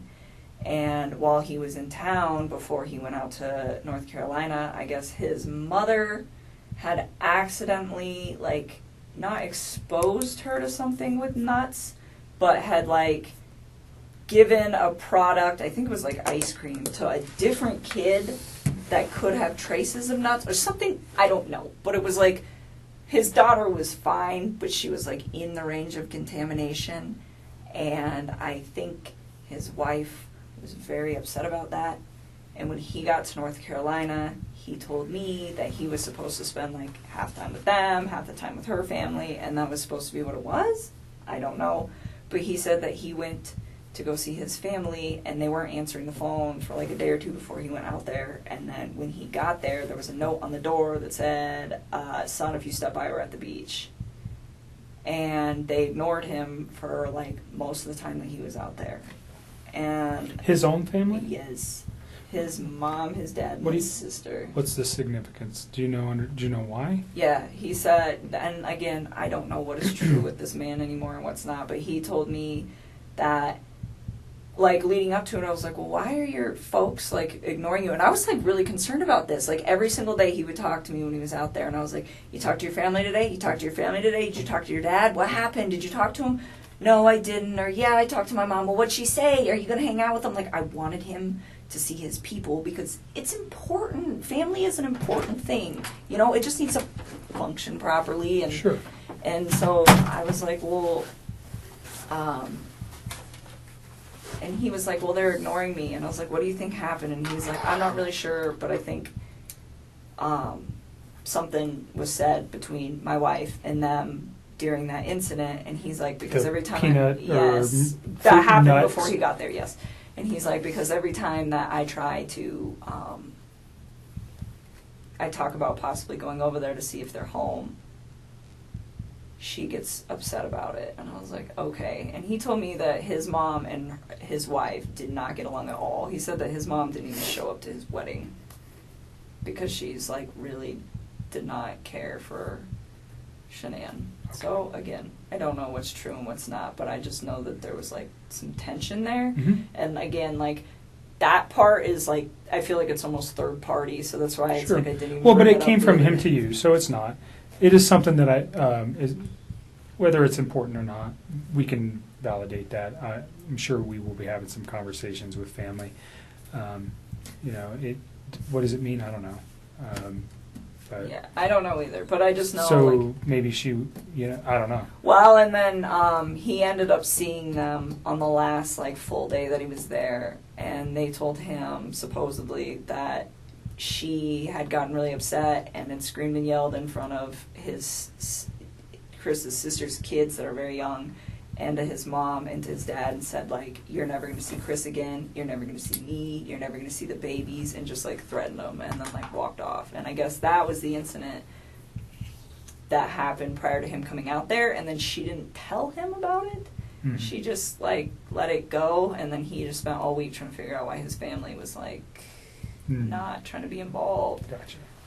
So again, I'm not sure. That was like it just feels really third party, so it's hard for me to like talk about because like, I don't know how much validation. So there is and all that. beyond the nut allergy for CC, did you know of any other? Did she take meds that you know of other than carrying an EpiPen? His kids or his wife? No, his children. No. And now, well, if you know anything about his wife's medical conditions, if she had any. No, I've like read in the newspaper they keep saying, oh, she had medical conditions, and I'm like, is that a misprint? Are they talking about CC, or is that just something else I don't know? So you don't know anything about Shanann having any kind of medical problems? Nope. Okay.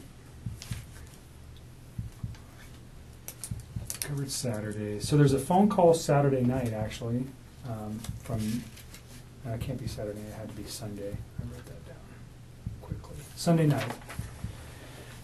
Is there anything else you think, let me just back up, from the Saturday where you guys had a meal at the Lazy Dog to prior for the 6 weeks that you guys were serious? And although your dad's here and I think you're probably pretty comfortable, your relationship with Chris was, can you describe your relationship? I mean, when he was with me, I considered it to be fairly healthy. It was open communication, and it was what I thought was honest, and it was very calm. It was respectful.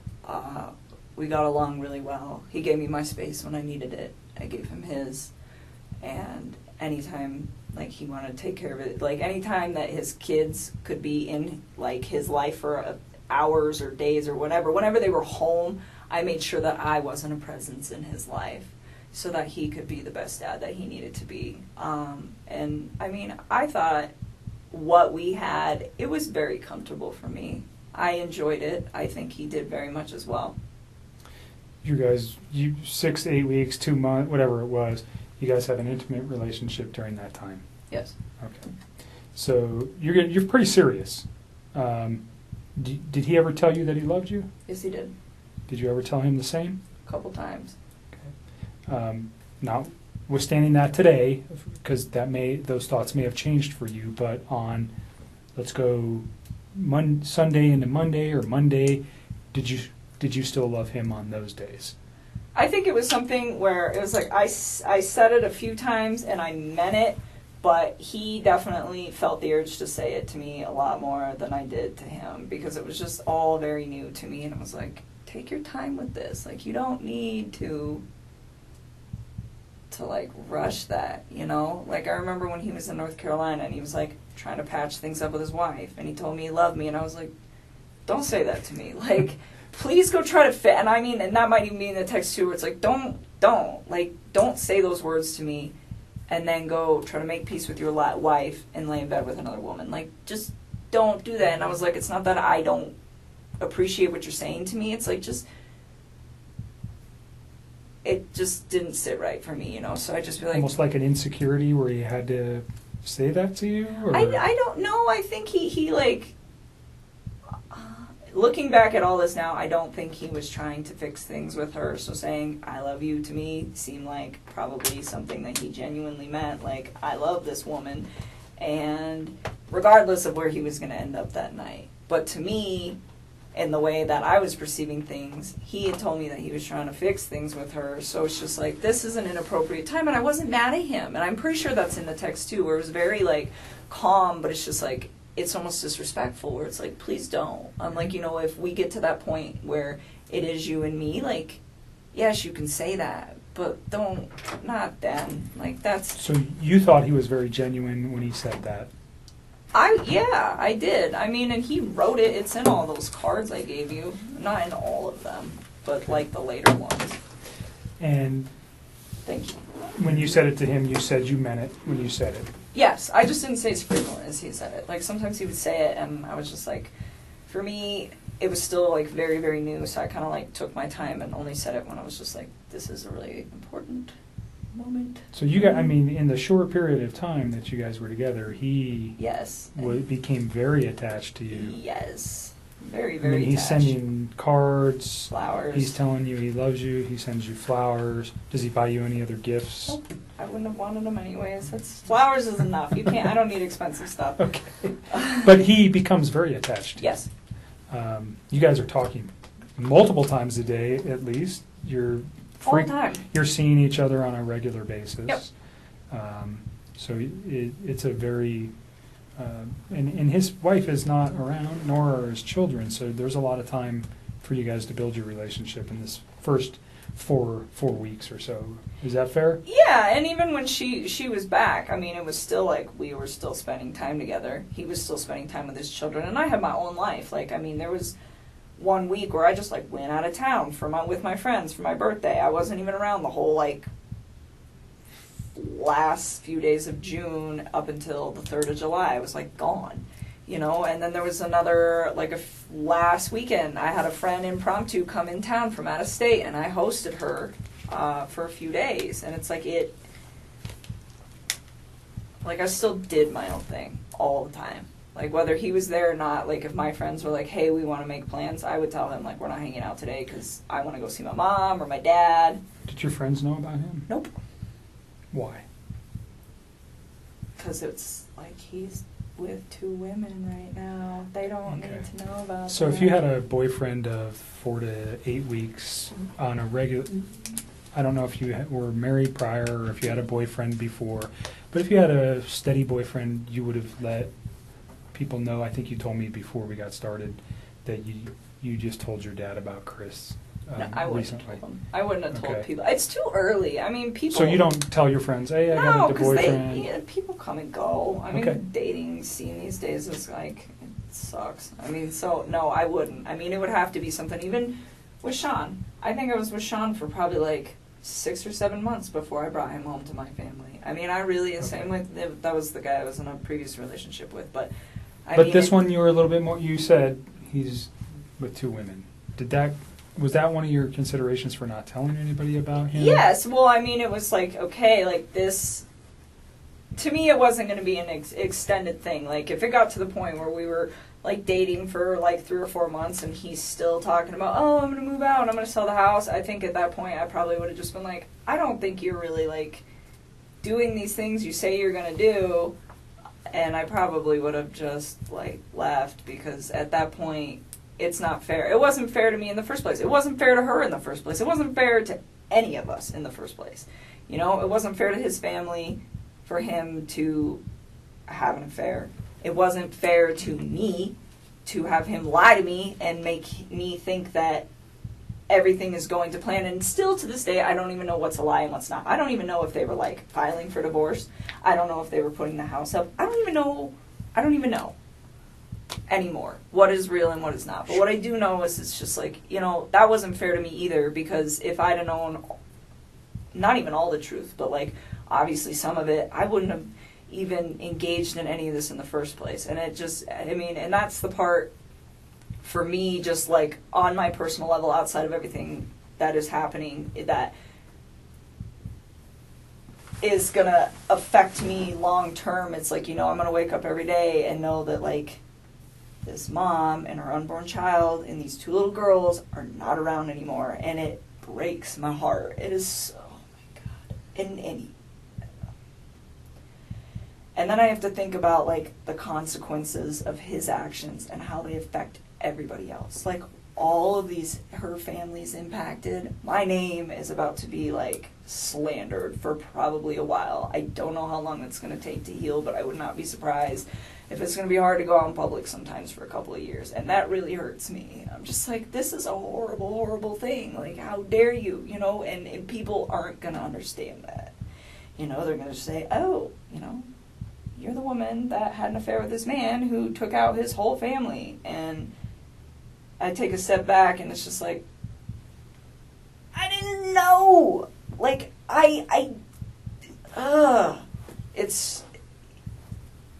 he's so disgusting. I'm so ashamed of him and everything. And I just, oh, those little girls. They're so little. We talked a little bit earlier about getting some help for these things, and we can provide that. Okay. At really no cost. Through the state. We just want to make sure there's resolution. Absolutely. That's why we come to you guys to pound it down hey, until there's nothing I'm left. sorry that you're talking again today. I really am. I don't want to put you through any more trauma than you've already been through. There is reasons for everything that we're doing today and what occurred. And I'm sorry. I genuinely am sorry. These are not things that we like to do twice. It's the same thing with other types of victims from other crimes. We want to do it once and we want to be done. Unfortunately, we didn't know yesterday what we know today, and that's why we're here, because we need this video. And I am sorry, because I know it's hard to talk about it. But it's so sad, and she's pregnant. And you know, on our end, we didn't. And they're so cute. They're so little. Like, why?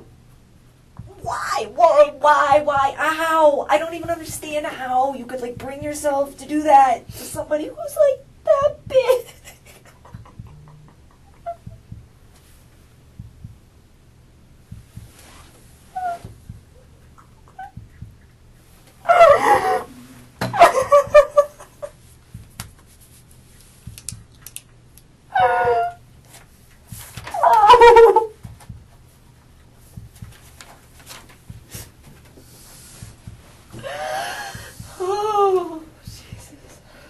Take a minute. Do you want to step out for a minute? No, I just need to chill with my eyes closed for a sec.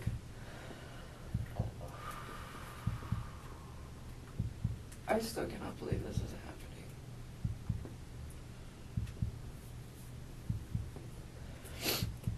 happening. Alright, let's keep going, because we're just getting to the meat of this whole situation. Let's get to the phone call on Saturday from 9 to 11. What did you guys, or pardon me, on Sunday from 9 to 11? Yeah, we talked a few times. So, Sunday, I think so. I need to think. I can't even think. Take a couple breaths and take a second. Sunday night. I don't even know. I don't think I was, like, concerned about anything at that point. You guys had had a nice meal the night before. You knew his wife was probably coming home late that evening. Oh, you know what? I still don't remember what we talked about. Honestly, we talk about so much random stuff. Like, it's so hard to pinpoint some of these things. I don't remember what we talked about. I do remember that was a long phone conversation that we probably talked about all sorts of stuff. One thing I do remember, though, that I didn't remember earlier when I was talking to Mark. So this is, like, where I'm starting to remember, like, little bits and pieces. I don't remember. Yeah, I know. So the phone conversation, I don't remember what was in the phone conversation. Probably nothing of relevance, to be honest with you. But usually he talks to me when he's, like, down in the basement in his bed before he goes to bed and before I go to bed. And I could hear the TV on, which I thought was kind of weird. I didn't ask him. I just heard it in the background. And I remember thinking, and it was, like, right before we got off the phone, I was like, why the hell is he up? And there's like no TV downstairs, so I was like, well, maybe I So don't know. no TV in the basement where he usually calls you from. Yeah, and I don't know how many TVs they have. Like, I've never been in their bedroom. Like, I went upstairs once, and it was like to their little playroom, and I just like looked at it, and I was like, that's super cute that your girls have books, and that was like it. And other than that, I have never been in any of those rooms in that upstairs. Like, to me, it was just like, you don't know. Like, ever. I had no, so I don't know if he has any other TVs. I'm assuming by like how much other nice stuff they have in their house, it wouldn't surprise me. So I'm not quite sure what room he was in at that point. But I just remember hearing the TV, and I was like, it was just weird to me, because I was like, why are you watching TV right now? It is like super late. And that was the only thing. And he had phoned you, or were you guys already talking when the TV was going, or? I just remember, like, I, like, picked up on it, like, later, but I don't think it was, like, throughout the whole conversation. Okay. Like, I just remember it being towards the end, because I remember thinking, like, wow, it's really late. Something I didn't ask you about the house, because you'd been there twice, and it just made me remember. Do you remember how you guys accessed the house? That's a good question. So... once through the garage, and I think once through the front door. I think the first time was through the front door, I think, and I think the second time was through the garage. Was there anything unique about either of the doors when you went into the house that might not be typical of another house? Like a unique door? Not the door itself. Camera on their door. Okay, I mean, there's a camera on the, which door? It's on the front door, isn't it? I don't know. I'm asking. I think so. Okay. I don't know. Did he use a key to access the house? No. He did not. The first time I went over there, he just let me in. And then the second time, did we go through the garage? I don't remember. I've been through his garage before.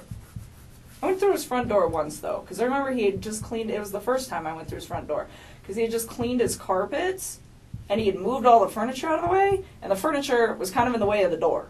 And he's like, the door doesn't open all the way right now. I'll move all the furniture back when the carpet dries. So I do remember that, just kind of offhandedly. And the second time, I want to say we went through his garage, because I remember his garage. I remember, yeah. So he was at the house when you went there. You were never there by yourself. He was at, or no. he took you there. The first time he was already there, Okay. and I met up with him. And the second time we went there together. So the front door, I asked if he had used a key. He let me in. Okay. So there's a, those keypads where you can enter an access code. Do you remember seeing that on his door? Like, I want to say vaguely, but to be honest with you, I don't remember. Like, he let me in that day. That so was he never so gave long you ago. he never gave you the code to access his home? No. Okay. Not at all. You talked about a security system. There was a camera on the front door. Was that just like what a Ring doorbell is that goes to your phone? I don't even know what it looked like. I only Okay. know that it existed either because A, I wasn't paying attention the first time I was over there, but B, because of all the stuff that's going on right now. That's the only reason I know Okay. it's in Did you remember existence. seeing any cameras anywhere in the house? No. Okay. Did he ever tell you about the alarm system or give you an access code to the alarm system? I wouldn't have asked for that. I wouldn't have wanted that anyways. Sorry to regress to that. No, you're okay. Go back to the phone call, or where you noticed the television in the background of the phone call. Yeah. So I didn't know what room he was in, but I was just like, I just thought it was weird. Because he's always like, before I go to bed and I lay down, he's always like kind of trying to do the same thing. We just talk. It's like a really chill thing till one of us is about to pass out, and then that's like the end of it. But it was strange because I was like, the TV's on. I remember I was thinking, I was like, maybe he's waiting up for her. And then I was like, maybe not. I didn't know. It wasn't something that like alerted me. It was just different from his Out of standard character for him. operating procedure. Because whether his wife is home or she's gone, he's always got kind of like the standard op when he calls me. So that's why it was kind of like unique. Okay. Because it doesn't really fluctuate when she's there and when she's not there. He's pretty like free reign with what he does. So anything important that you recall during that conversation about the children, about his wife, about what he was doing the next day, what he had planned, anything like that? Did he tell you any of that information? I remember he told me he had to go to the field and not to the office on Monday morning. Okay. Did he specifically say where he needed to go on Monday morning? No, I don't ask him for those sites. There's like, Anadarko's got like thousands of sites. If he were to tell me, I wouldn't even They're know. just like random numbers and stuff, right? Well, he told me, he said, I gotta go to a site, I gotta go check out like a valve or something where they think that they had a release. Something like that. Did he mention the town or anywhere? No, he just told me that that's what he had to go do. He's Okay. like, he was like, I won't see you in the office in the morning. Because I see him, but I don't actually like talk to him. Like I will go in the cafeteria, I will put my lunch in the fridge, and him and his whole team are sitting in there, and I don't talk to any of them. I just walk out. But anyways, yeah, he's like, so I won't see you, I'm going to the field, which is not an uncommon thing for the ops guys to like just go straight to the field. Like it happens. Like typically they go to the office, I would say like 3 or 4 days a week, but there are days where him and his other team members are not there. Or like I'll get in there and some days the cafeteria is packed and they're all there. Okay. And other days I get in there and there's only like 3 or 4 of them. So it didn't cause you any concern that he said, No. I'm going to the field on Monday, I won't see you. That wasn't... No. That's it happened didn't- before. Yeah, I mean, Okay. it wasn't something, and it's not just him, it's like that whole team. Like, you can just tell when they've got, like, a lot going on, because I'll walk in and there'll be, like, 2 of them, as opposed to, like, 6 or 7. Do you know what he did Sunday during the day? I don't even know what I did on Sunday during the day. I am so tired. Let me just think about this. Daniel came over Friday, I hung out with him Saturday, and then Sunday... When did Jim come in? Monday. Huh?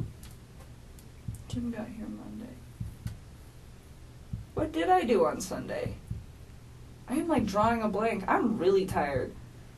I don't know. Can I get back to you on that? Did you guys have any conversations on Saturday night during your meal, what he might be doing on Sunday? I'm sure we did. I don't know why I'm drawing a blank because I haven't slept. If I say that he may have done something with his children, would that refresh Oh, yes. your memory? He went to a birthday party. Okay. Did you know whose house he was going to? Nope. But I know that they had a water balloon fight. Okay. He had one, or his children? His children did. Okay. He said he used to get really into it. He said he got like really interactive with his kids. He's like, some of the adults don't really spend a lot of time playing with the kids, but You I went always to do. the museum on what day, Saturday or Sunday? Sunday. Okay. That's right. So Okay. that's what I was like, was I hanging out with you? God. Very So memorable event, huh? We, was, me and him and my stepmother and my wife. sister Yeah. went to the museum. And What that's museum? right, the Denver Museum of Nature and Science. And they went to brunch prior to that, and I skipped brunch, and I went to the gym. You shouldn't have. It was good. I had to do core day. That was the last time I worked out, actually. That's so what I we did- did Sunday. Okay. Yeah, so core day, and then we went to the museum, and then When did he tell you about the water balloon fight on Sunday evening during your conversation on the phone? I think so. Okay. So think you don't so. know whose house he went to on Sunday, No. but you knew it was for a child's birthday? Yeah, and he had told me about that in advance, really. So I don't know if it was Saturday that he had told me that he was going to go that birthday, or like Friday. I just remember he was like, "I got to go to this birthday party Okay. with my kids." Any other conversation that makes sense? I mean, honestly, at this point, I'm really tired, so I know there are certain things that I need to tell you guys that we'll get to as these days progress. Yep. But in all honesty, if it doesn't stand out to me now, Today? it probably That's fine. wasn't relevant. What about that 9 o'clock thing you were telling me on Monday? Oh, that he told me? Oh yeah, well we'll get there. We'll get there. We're still on Sunday. So we're on night. Sunday. We're gonna get literally- we're gonna I get know, to this is gonna be a long we're gonna night. get there to Monday. We're getting there. So Sunday night or Sunday during the day, you had your own personal stuff going on with your family. You never see him on Sunday. Is that accurate? No, I didn't see him. What did I do the rest of the day? I came home. I think I might have just chilled at my house. I don't remember. I think I cleaned my house. I don't know. I didn't see him though. Okay. And Yeah, Saturday was the last time I saw him. Okay. Sunday, you're at home. You talk to him we know you have a conversation in the late evening hours, and then you go to sleep on Sunday night. When's the next time you talk with Chris? Probably Monday morning. Do you know what time? No, I mean, so we used to like randomly text each other like throughout the day, but we both get really busy. So some days like I don't hear a lot from him, and some days I don't text him until like 2:00 in the afternoon because I'm just like busy. And I remember I didn't hear a lot from him that day, which was like, that's not out of the normal for either one of us during the day. But at one point I do remember he like texted me and he's like, oh, it's been a really busy day. And then like said some other stuff, which I'm sure you will find in my text. What he said, I don't know. It wasn't obviously anything that was like alerting to me. That's what I'm saying. Like at this point, like I remember really key things, but if it's like a conversation that I'm like, I don't remember exactly what was discussed, it's because it was probably just bullshit, like just talking to each other. Yeah. Small talk stuff. Yeah. But I remember he was busy that day, and we didn't talk that much. And then I clocked out at 3 is what my time card says. That's what I was showing Mark the other day. And I got home to go meet my buddy. One of my good friends was coming over to my house, and he actually has a key to my house, so he was actually there when I got there. And who's that? My friend Jim. And so Jim came over, and I got home. He was there. He had like just walked in the door, and I remember like briefly after he got there, I checked my texts. I mean, briefly after I met up with Jim, I like glanced at my texts, and Chris said something about like my family's not home, or like my wife and kids aren't home, like something to that effect. And I told Mark, because he asked me for a time, and I don't have an exact time, but I remember it was like right after I walked. That was a text message though. Yeah, it's in a text, and it's like, it was like briefly after I walked in the door, so based off how long it takes me to get home from work and when I clocked out, it's probably about 3:45 p.m. Texts me and tells me that. And like, he knows when I get off of work too, so he doesn't always bug me if I'm busy. So I don't know what's up with that, but that's when he sends that to me. And so you're saying that he would have known that you would have had your phone available to you and not been at work when he sent you that text message? Yes, that's what I'm trying to say. So looking back at it, you think it was purposefully sent at that time? Oh, I'm sure. I'm just asking your feeling on that. Yes, and then he said, call me when you can. And I was there was like, no other communication between you and him that morning, on Monday morning? well, there was, but it was like random. But nothing about this event? No. About like my wife's missing, or No. anything? Nothing. Okay. Nothing.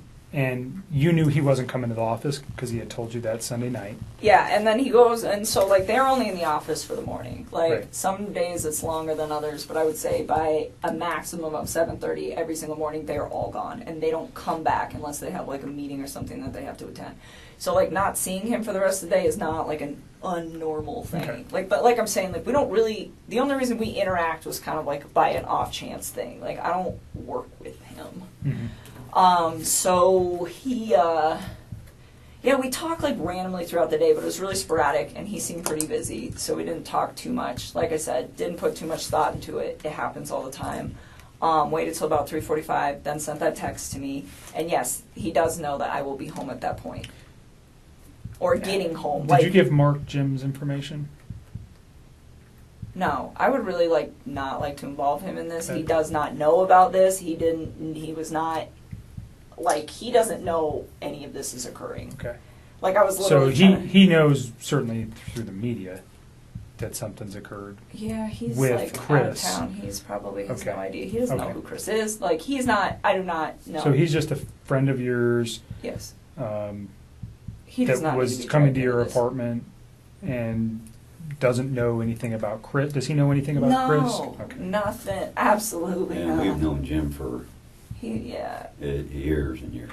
You're not dating him or anything like that? No, It's just a he's friend. like one of my very good friends. Like my dad knows him. He's a great guy. He works out of state a lot, so when he's in town, we hang out. But when he's in town and he's off of work, to save time, so I give him the key to my house, one, because I trust him and he's one of my best friends, and two, because sometimes he will just meet me there, because I'll be like, hey, I'm getting off of work, and then if I get stuck in traffic or something, he ends up like sitting outside of my apartment waiting for me to get off of work. So I'm like, here's the key, and like my dog loves him and stuff. So no, he's not. So he's just involved family with friend. Yes, I don't even The only want reason him I dragged ask, into this. and I'm not really concerned about your location. I think we already have your cell phone records. At some point, did Mark ask you to supply? Did they ask for consent to get cell phone records? That'll probably be done by warrant. If we Isn't wanted, that what you just did? nope. What I'm talking about is your movement Oh. by GPS or by cell phone tower to show where you were. Obviously, and I don't want to cause you concern, we want to know where you were that day too. You're dating a man who did some egregious stuff, and we want to show that you were never near him that day. Period. I mean, you guys So- can track my No, yeah, I stuff. mean that was something we will have to get a warrant for, anyways. I'm just saying, if we asked for it, would you have any Yeah, objections to that? No, you can have Right. it. So, I'm a pretty boring person. well, I don't it sounds go like too you many just went to places. work that day, and then you came home, and you were there at 3:45. Yeah, like on give or Monday. take like 5 Yeah, minutes. whatever. But yeah, so 3:45. I meet Jim there. Yeah, I would And totally so re- Jim is understand from an investigative point, he could be a person who could say, yeah, I was there at 3:45. He doesn't know Chris. He doesn't know anything. He could say with one phone call, yeah, she came in at 3:45, done. Totally. Do you know what I'm saying? Yeah. And I don't have to ask anything more than, hi, Chris, my name's Kevin, or Jim. And I'm not saying you have to give it to you. Just leave Jim But alone. if Jim does at not some need to be wrapped point- up in this. If at some point I needed Jim's info to, let's say we couldn't find your phone records, would you You tell me can who have Jim them. was? I will give them to you. Would you tell me who Jim was if I If couldn't you get him? had to. Okay. I don't really want to Great. involve him in this. That's not Perfect. fair to him. That's not, no, if I do not have to do that. That's fine. Yeah, so anyways, Chris was like, call me. And this is the 3:45 text. Yeah, he sent me like a few. I think there was 3 of them, and I don't remember what the other one said, but something about like, yeah, my family's gone, or I don't remember verbatim, but call me when you can, or call me when you have a chance, something to that effect. And so when he told me call me, I was like kind of alerted, where I was like, okay, what's going on, you know? But first when he told me like his family was like not home, that didn't really seem odd to me that his family wasn't home. It was really vague. I'm like, okay, like, are they at the grocery store? Like, elaborate. And so, you know, and then, but he says, call me like it's like an emergency, but then just says that they're not there. And so I'm like really like floored by that. Well, not like floored, but just kind of like, he says, call me, so I'm concerned. And then he's really vague, so I'm like, maybe he just wants to talk to me? I don't know. I think it took me a little while to like really process the severity of the situation, just because this is not something that you expect to see every day, and the way that he talked to me made me believe that this is not what was going on at all. Okay, so you make a phone call to him and you guys have a conversation. I did. I stepped outside. This is 3:45. Ish. I mean, well, like, I think I actually interacted with Jim for, like, probably a good 15 or 20 minutes. I mean, he's my guest. He's in my house.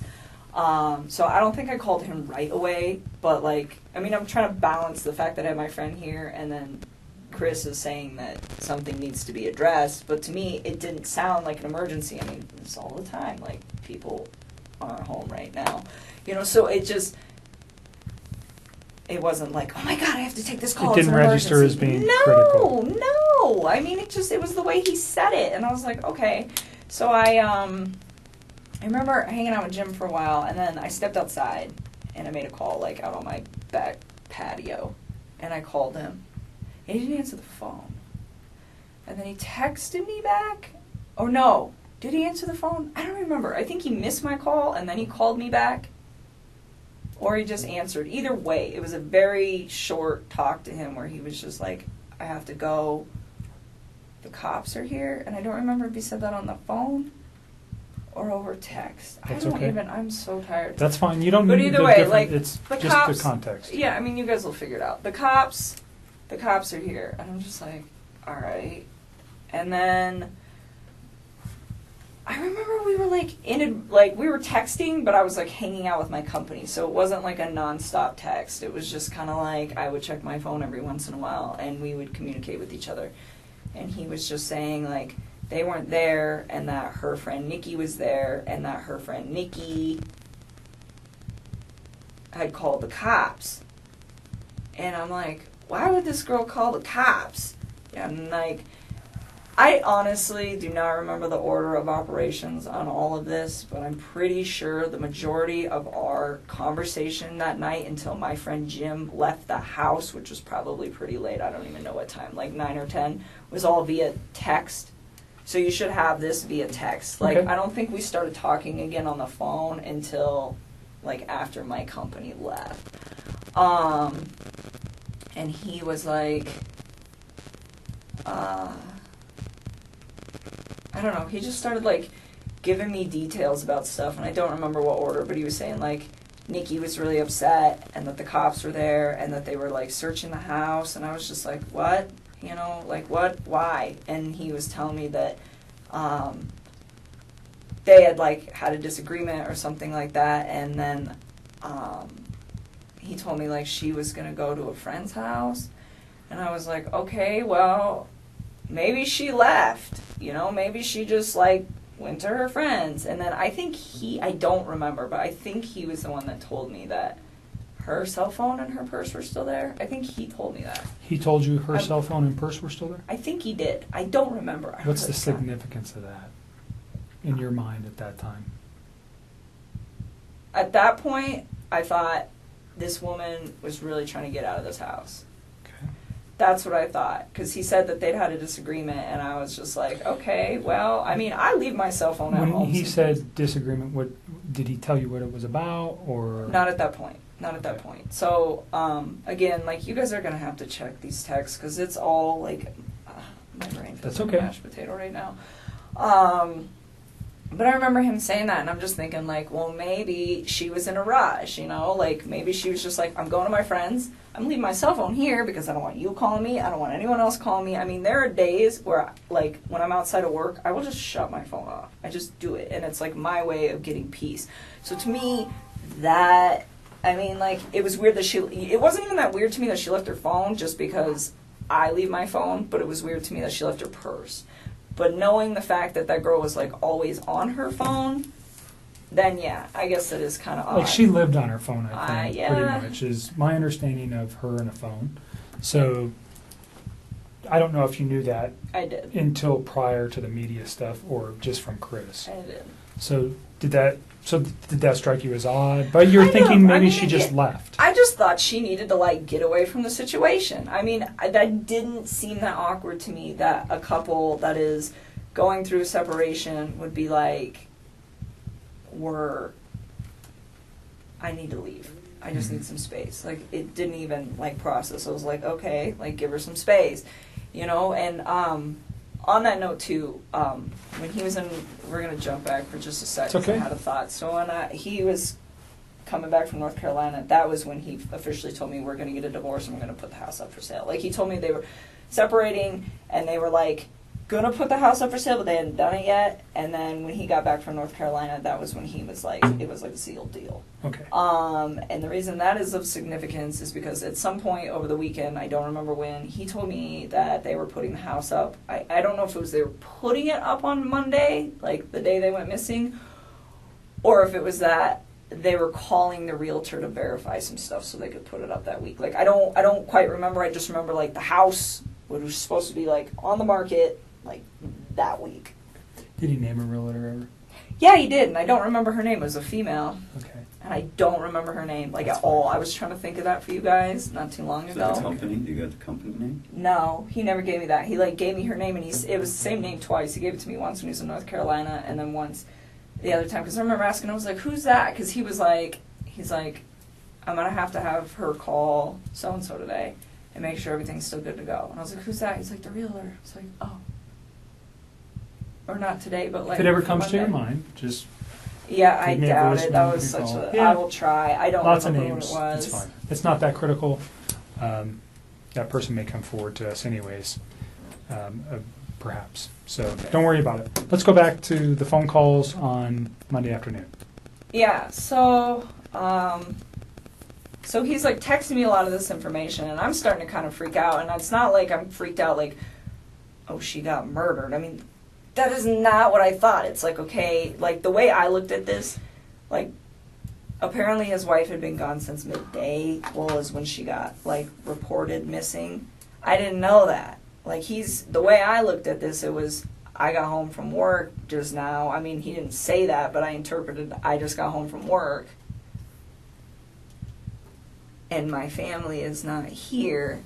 So when we're texting for like a few hours, like the cop thing was kind of weird. But he's like, Nikki insisted they call the cops. Nikki insisted they call the cops. And I'm like, okay, you know, and I'm just trying to figure out, well, like, what role does this woman play in this situation? Like, is she... Did you know who she was? No, I don't know any of his people. Like, this has been pretty, like, tight wrap for a while, which is probably a really good thing. But anyways, I didn't know, like, who she was. And so, like, I started asking him. I was like, well, where do you think your wife is at? And he's like, I think she'll be back tonight. Like, I think she's, like, out with somebody. And he was telling me that they had a disagreement. So I was like, well, I remember telling him, I was like, you should make sure that you have a... wait a minute. No. So all that happened. And then it starts getting kind of laid out. And I remember we talked for text for a while and part of this conversation, and then it moved to the phone. And I remember telling him, because he was like, I think she'll just be back tomorrow. I think she's just going to be gone for the night, like with a friend, you know? And Did he name the friend? No, he didn't. And like, because I don't think, he made it sound like he didn't know like what friend's house she would be at. And I remember talking to him, and I was like, well, maybe it's that Nikki girl. And he's like, well, Nikki called the cops, so why would she be at Nikki's house? I'm like, I don't know, kind of throws her off the trail of where she's at, you know? And it's like, it sounds kind of weird, but it's like, he really made this sound like this woman was just like upset, left the house, and that was probably what he thought happened to her. And so I didn't really put too much like... Did he tell you the kids were missing as well? Yes, with her? I knew. Okay. I mean, which made sense to me, because I was like, well, if you were at work all day... I mean, he didn't tell me he got home early. He didn't say that to me. So, I mean, it made sense. Like, if she's going to leave, there, you should probably go with her. And so, I don't know. I feel like I wish I should have, like, processed all of this earlier, but I just don't feel like... When one of my friends is gone, I'm like, oh my God, they got murdered. We should address this. Like, I haven't heard from them It's not in 4 a typical hours. thought when somebody just checks out for a day. No. So it got late at night, and like I remember telling him, I was like, he's like, I think she'll be back tomorrow. And he was going to go into work, and I told him not to. I was like, you need to stay home, and you need to help the cops. I'm like, and you need to wait for her to come back. And he's like telling me like, well, what if like she comes back and she sees my truck? And I was like, you know what I would do? I was like, I would ask one of your good friends who's off of work tomorrow to come over this house and hang out with you while you're here. I was like, and go park your truck down the street. I was like, so she's upset at you and she wants to come back.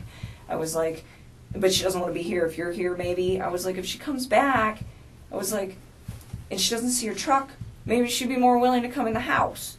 I'm like, you know, I'm like, but don't be alone with her. I was like, because if she's upset enough to leave, I was like, you don't know what kind of confrontation you're going to have when you get back in the house. And I was like, so that's why you should have a friend there so that you're not alone with her. And I was like, and if for some reason you are alone with her, I told him, I was like, I really thought she just left. I did. I was like, get your phone, put it on video, and put it in your pocket. And I was like, and just zip it up. And he's like, why? And I told him, I was like, because you can voice record. I was like, so if she comes home, I was like, and you two are still like, you know, if there's some choice words being said, because you guys obviously got into like something that's, you know, early Did he in the ever morning. articulate what their argument was He did, about? and I will get there. But, you know, I told him, like, just be prepared. You know, because at this point, like, it wasn't like I was, like, trying to make her to be a bad person. It was just, like, I didn't know what was going on. I assumed that she had left. So I was like, well, when you get back, because I knew that they were going through a divorce, It was like, just cover your bases, you know, try not to be alone. And if you are, just record what you guys are talking about. So, like, at the end of the day, like, nothing bad happens to you, you know? And, like, that was kind of how I processed that whole situation. And so, he was like, all right. And then, she didn't come home that night. That was Monday night, right? Yes. We're talking about Monday. Monday night, yes. And he told me this is what he told me they talked about, and I realized that this is like total bullshit, and I think he's telling you guys a different story. And I think the reason that he's telling me I think the story he's telling you is probably slightly more accurate than the one he told me on this case, and the reason is because I think he was trying to save his ass with the fact that she's pregnant. So he told me that she had asked him to wake her up before he left for work on Monday morning. And so I don't know if she did that on a text or how it was supposedly communicated. But he said that he went to get her up, which I also found weird because, like, she's still sleeping when he leaves because she gets up with the kids and they get up shortly after that, but, like, it's just him in the mornings, you know. And so he said that she woke up and those two kind of just, like, got in a disagreement, and I don't know what all was said, but he was like, she was being pretty mean. And then he said, she told me that she's pregnant, and she told me that the kid is not mine. That is what he told me. So she's pregnant, the kid's not mine. And that she's... Like, he's playing it. He didn't know she was pregnant until that morning. Yep. And that she had an affair with somebody else. Yes, and this is before I knew she was 15 weeks pregnant. Okay. Like, all the stuff on Monday that I read from my recollection, because I didn't find out she was pregnant until Tuesday. So anything that got posted on Monday did not emphasize the fact that she, like, had a baby on board. So then... Let me ask you something. You said that he usually gets up in the morning and it's him, and she gets up and takes care of the kids. Is that the routine that you know for them? Or do you know him to get up and, like, prepare meals prior to him leaving the home? Well, he gets up and he, like, goes to the gym, and he works out in his basement and, like, makes breakfast, and I don't know. Does he make breakfast for himself, or does he make breakfast for his children?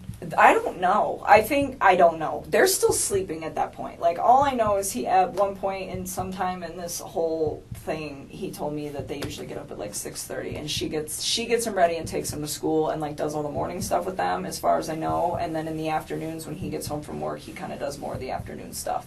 Okay. So it's kind of like a tag team operation that they have going on, but I think she does more in the AM and he does more in the PM. Right. Is kind of how I process that, but I don't know. Okay. So she's mean to him and then throws this out. Yes. That she's pregnant from another man. And I said, do you believe her? And he was just like, he said something about, like, oh yeah, like she kind of looked like she was showing when we were in North Carolina, but I wasn't sure. And I'm like, so you think she's pregnant? And he's like, yeah. And I was like, do you think she's, like, having an affair? And he's like, I think she said that out of spite. And he's like, and I was like, okay. And then, and again, like, I think he's just saying all this to me to try to cover his tracks with me. Like, I don't know what he told you guys, but I bet it's probably very different. And I think that what he said to me, it was, like, directed towards me. Like, this whole bullshit little box lie that he had right there was, like, the lie directed Did he at say when the me. argument started? Nope. He just said it was in the morning. He said he woke her up in the morning. Okay. Did he say when she came home?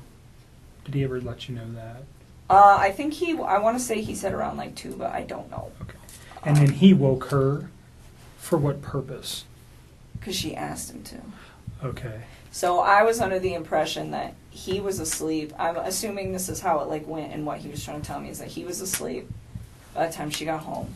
And she sent him a text and said, wake me up before you leave. And then he woke her up, and they got in an argument, and then he went to work. Okay.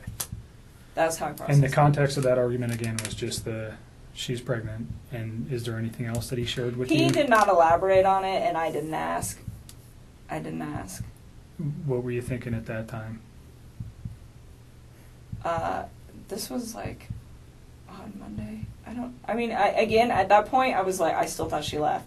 I mean, this was all on Monday. Like, I legitimately thought this woman left the premises with her kids and just wanted nothing to do with him for like 24 hours. So his story was believable that she was pregnant from another man and maybe she took off for that guy, or... He said several times, like, I think she just said that out of spite. Okay. Like, he thought she was with one of her friends.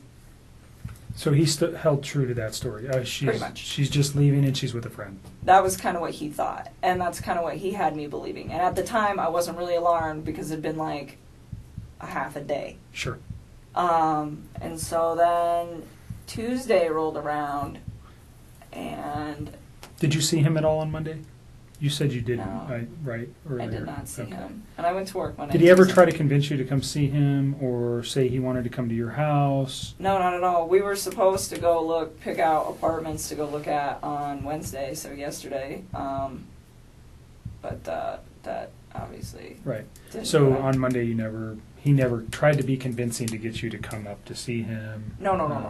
Nothing? Not that I'm aware of. I don't think so, because I had my buddy Jim was over Monday and Tuesday, and he knew Jim was over Monday and Tuesday, and that's why we were going to hang out on Wednesday. Okay. So no, he didn't ask me. So Tuesday rolled around, and she still wasn't around, and this is when I started getting kind of sick. Like, my friend Jim was sick on Monday when he came up, and I don't know. I just started feeling like crap as it was, and then I was just kind of having a hard time focusing and, like, thinking about what was going on. And I'd asked him a few times, I'm like, where's your family, Chris? Like, where's your family?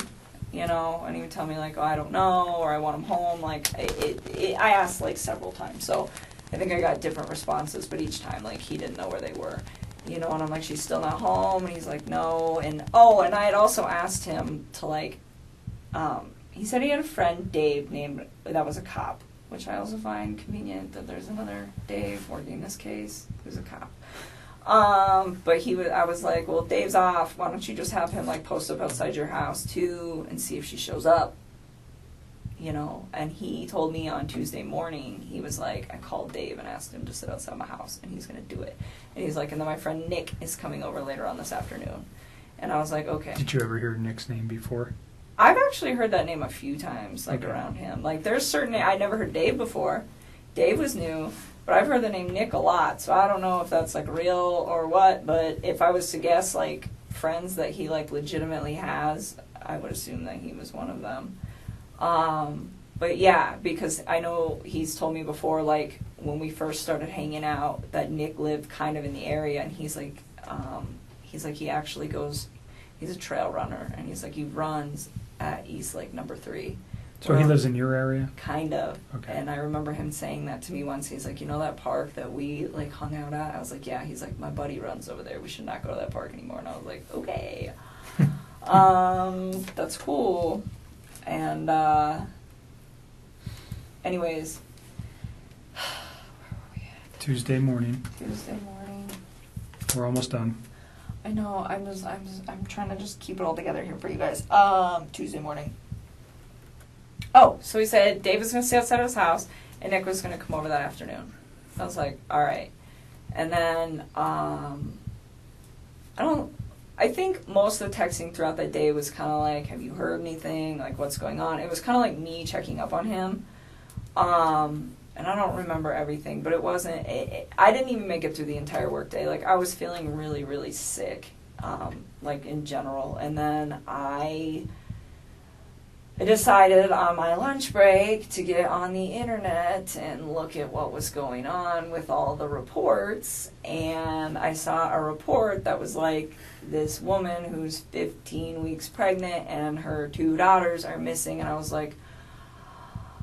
whoa, what? And I was just, like, so floored, and I read a couple other articles just to make sure that, you know, all the newspapers are, and, like, just double check, like, am I really reading this right? And I'm like, okay. And he had told me previously, like, she says she's pregnant with another man's kid, but he'd said, like, he could kind of tell in North Carolina, but that girl is, like, obviously pregnant. I mean, in her photos. I mean, 15 weeks, that's like 4 months. That's pretty far along. And so it's like, how would you not know if she's showing? Like, you totally know she's showing. And so, oh my God, I got so sick. I was just like, I need to go. I just like packed my stuff and I left work and I went home, and I remember I told Jim that I was going to get home early, and he wanted to come over right away, and I was just like, I just needed some time to like process what was going on. But I did tell him, I was like, you can come over earlier than you did yesterday, because he didn't want to wait in traffic. That was the thing. He's like, save me some time. So I don't remember what time he got there. I probably still have that text, because I don't have any reason to delete those. But he came over a little early, but I did have like a gap of time in there. I don't know how long it was. I bet it was like from the time I got home to the time Jim got there, but it was probably like, I don't know, hour and a half maybe, somewhere around there. And I remember talking to Chris during this time, and it was like all text. I did not talk to him on the phone at all on Tuesday.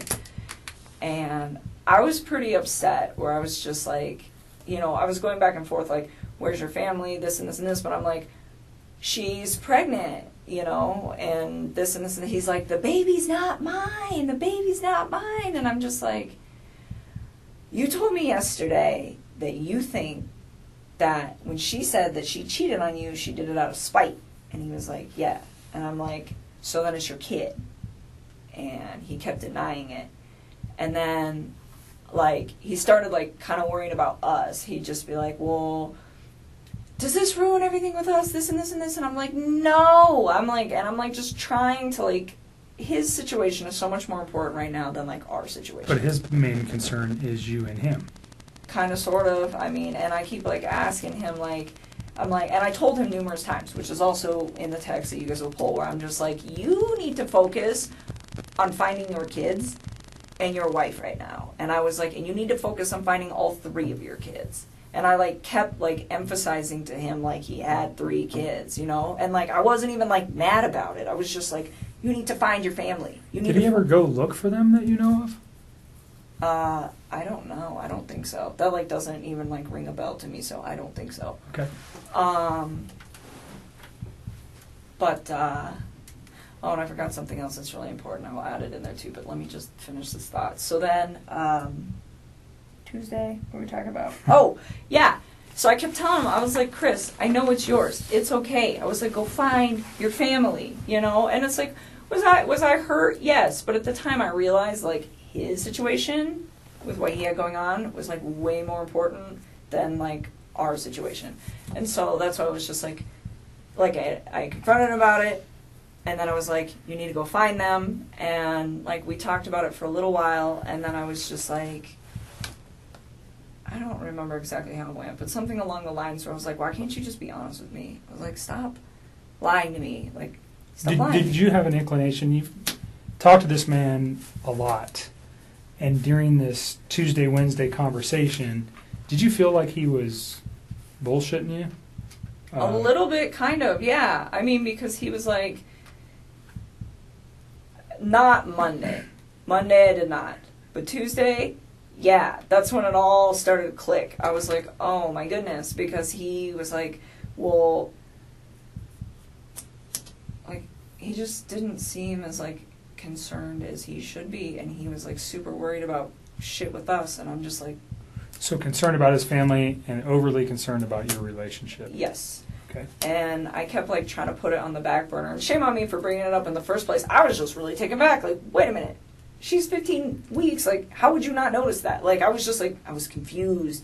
And I was also like, is he lying to me? And I kind of wanted to know, because I realized that, like, there's a situation at hand here, and I'm just like, what is going on?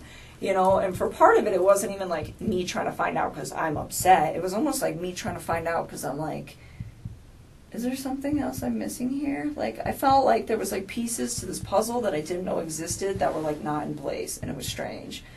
And so, anyways, I told him, I was like, be honest with me. I was like, don't lie. And I don't remember exactly how it went, but I was, like, trying to emphasize, like, stop bullshitting me. So he told me the truth. And he told me it was his, and then he knew about it. Okay.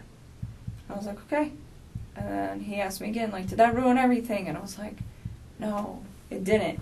And in the back of my head, it's like, yeah, I'm done. I'm not dealing with that. Don't lie to me. But his situation is so critical right now that's like, I'm not going to like ruffle his mental feathers because they're already like really ruffled because of the situation. So like out of respect for his mental health, I just like dropped it. And I just kept telling him like, we're okay, we're okay, we're okay. But how many times do you think he asked you during these phone calls? Oh, it wasn't phone call. This was text. Pardon me. Text Tuesday. Text Tuesday. How many times do you think he brought up your relationship and if you guys were okay? Probably like 2 or 3 times.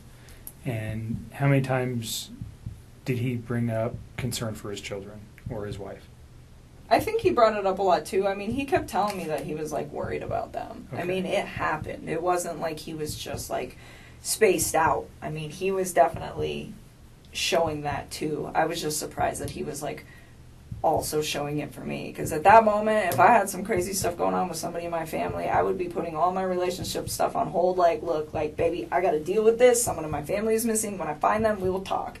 And that would just be it. But that's just me. I mean, that's how I would address the situation. And that's kind of how I've been like gauging how I handled Monday, Tuesday, and Wednesday is like, what would I have done? Sure. You know, and kind of like, that's why like I didn't contact you guys on Monday, because I probably wouldn't have done that for one of my friends. And not that I'm cold-hearted, it's just like, it just, that's just not how me and my friends work.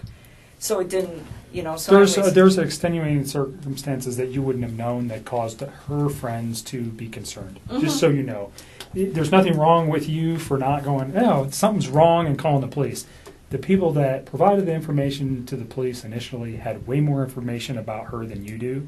So that's why they came forward. So I can see it, I can feel a little reservation that you're like, why didn't I do something? You didn't know enough. I think a normal person on Monday, a reasonable person is just going, shit, this woman's, you know, whacked out relationship with her husband. She's got 2 kids. Now she's pregnant. She just takes off. So don't blame yourself for not making a phone call to law enforcement or going to the police. You didn't know anything. So I'm just trying to help you get past that. Don't worry about it. Okay. It's not, the people that came to us had way more info than you did regarding what was happening with her life. Okay. Okay. So don't beat yourself up over that. Please don't. Okay. And then, so Tuesday, after that conversation, I told him, I was like, I told him to delete his text because I knew he was like going crazy texting me, and I didn't want any of his friends to see him texting me because I don't think they knew about me.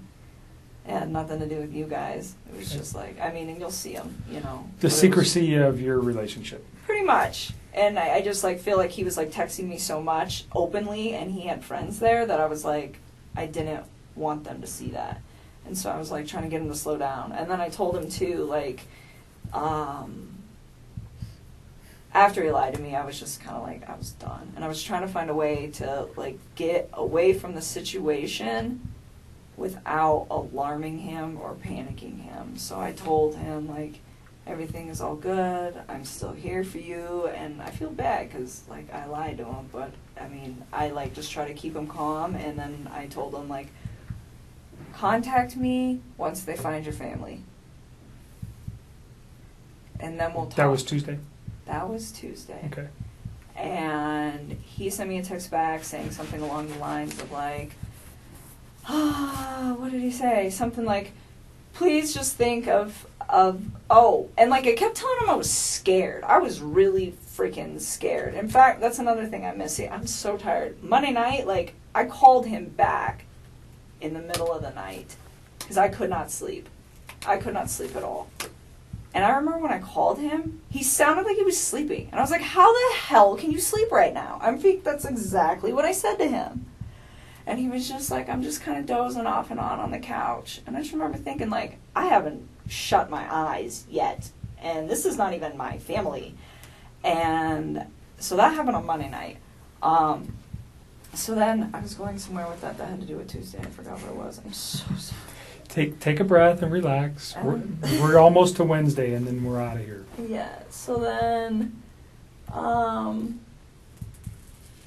so then once he lied to me, I just really trying to like push him away, and he was like, just don't forget, like, the person that you knew me to be when you were with me, or something like that, and, like, it Was that strange? it just kind of sounded almost like a farewell, and, like, I didn't think it was too weird, because I was like, I think he realizes that I'm really upset that he lied to me, and I think he's aware of the fact that I'm probably about to walk away from him, so I think that was, like, his way of, like, saying goodbye.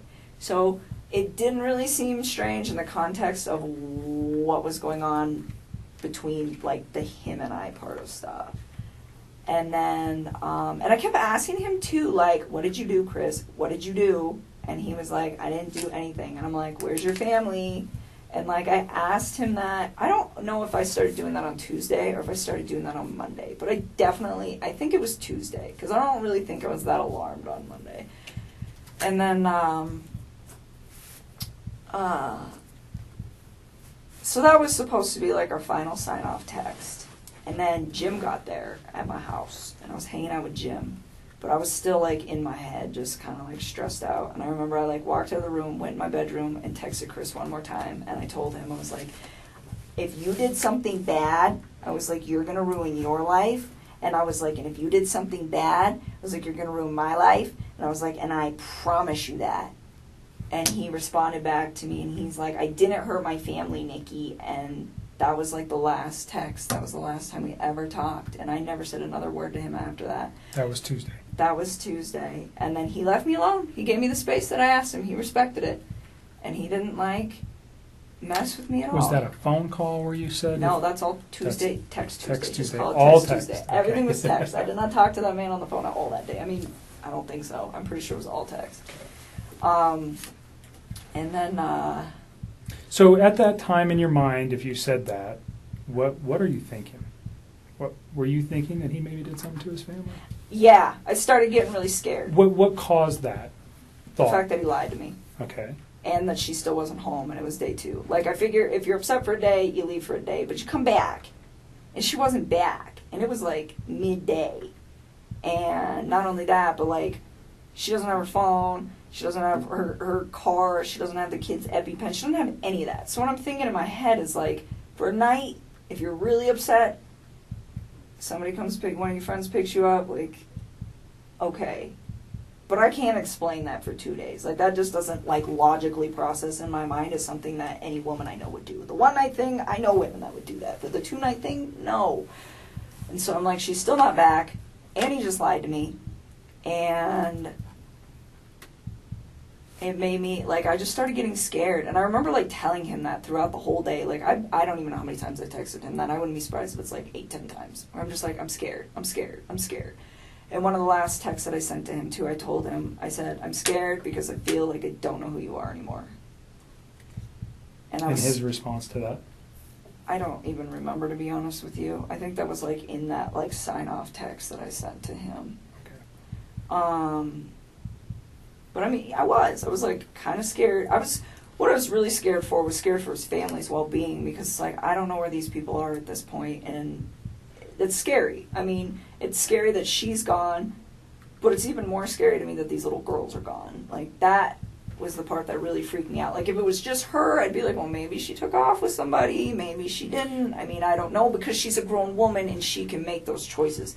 Was some of the scared, was there fear in you that people were going to find out about your relationship too? No, I didn't even care At about that that point, at that there was point. I was just, like, scared, like, of the situation. It was, like, getting escalated, and it was freaking me out. And he was just, like, not... He was strange. So, another thing, so that was Tuesday, and that was it for Tuesday, but I forgot some stuff on Monday that I did need to bring up to you guys. So, Monday, when we were on the phone, at one point, he mentioned to me, I can't even believe I have to say this, she left her wedding ring here, and I said something along the lines of, does that mean you two are done? And he was like,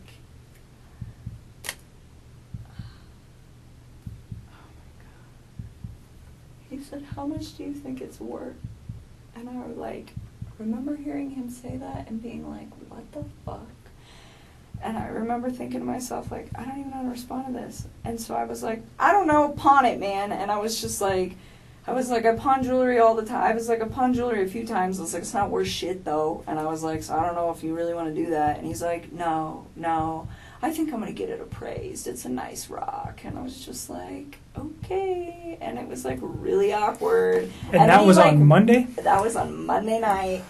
And that to me was like, it was kind of strange. And then the Tuesday lying thing, like I'm telling you, it started like Monday night, him saying that was why I couldn't sleep, because he made the comment about the wedding ring. Okay. And then Tuesday, her still not coming home, and then him lying to me, and I was just like, oh my god, like what if something happened? And it was like really hard for me to When you say what if something happened, what were you thinking? Like what if somebody took her?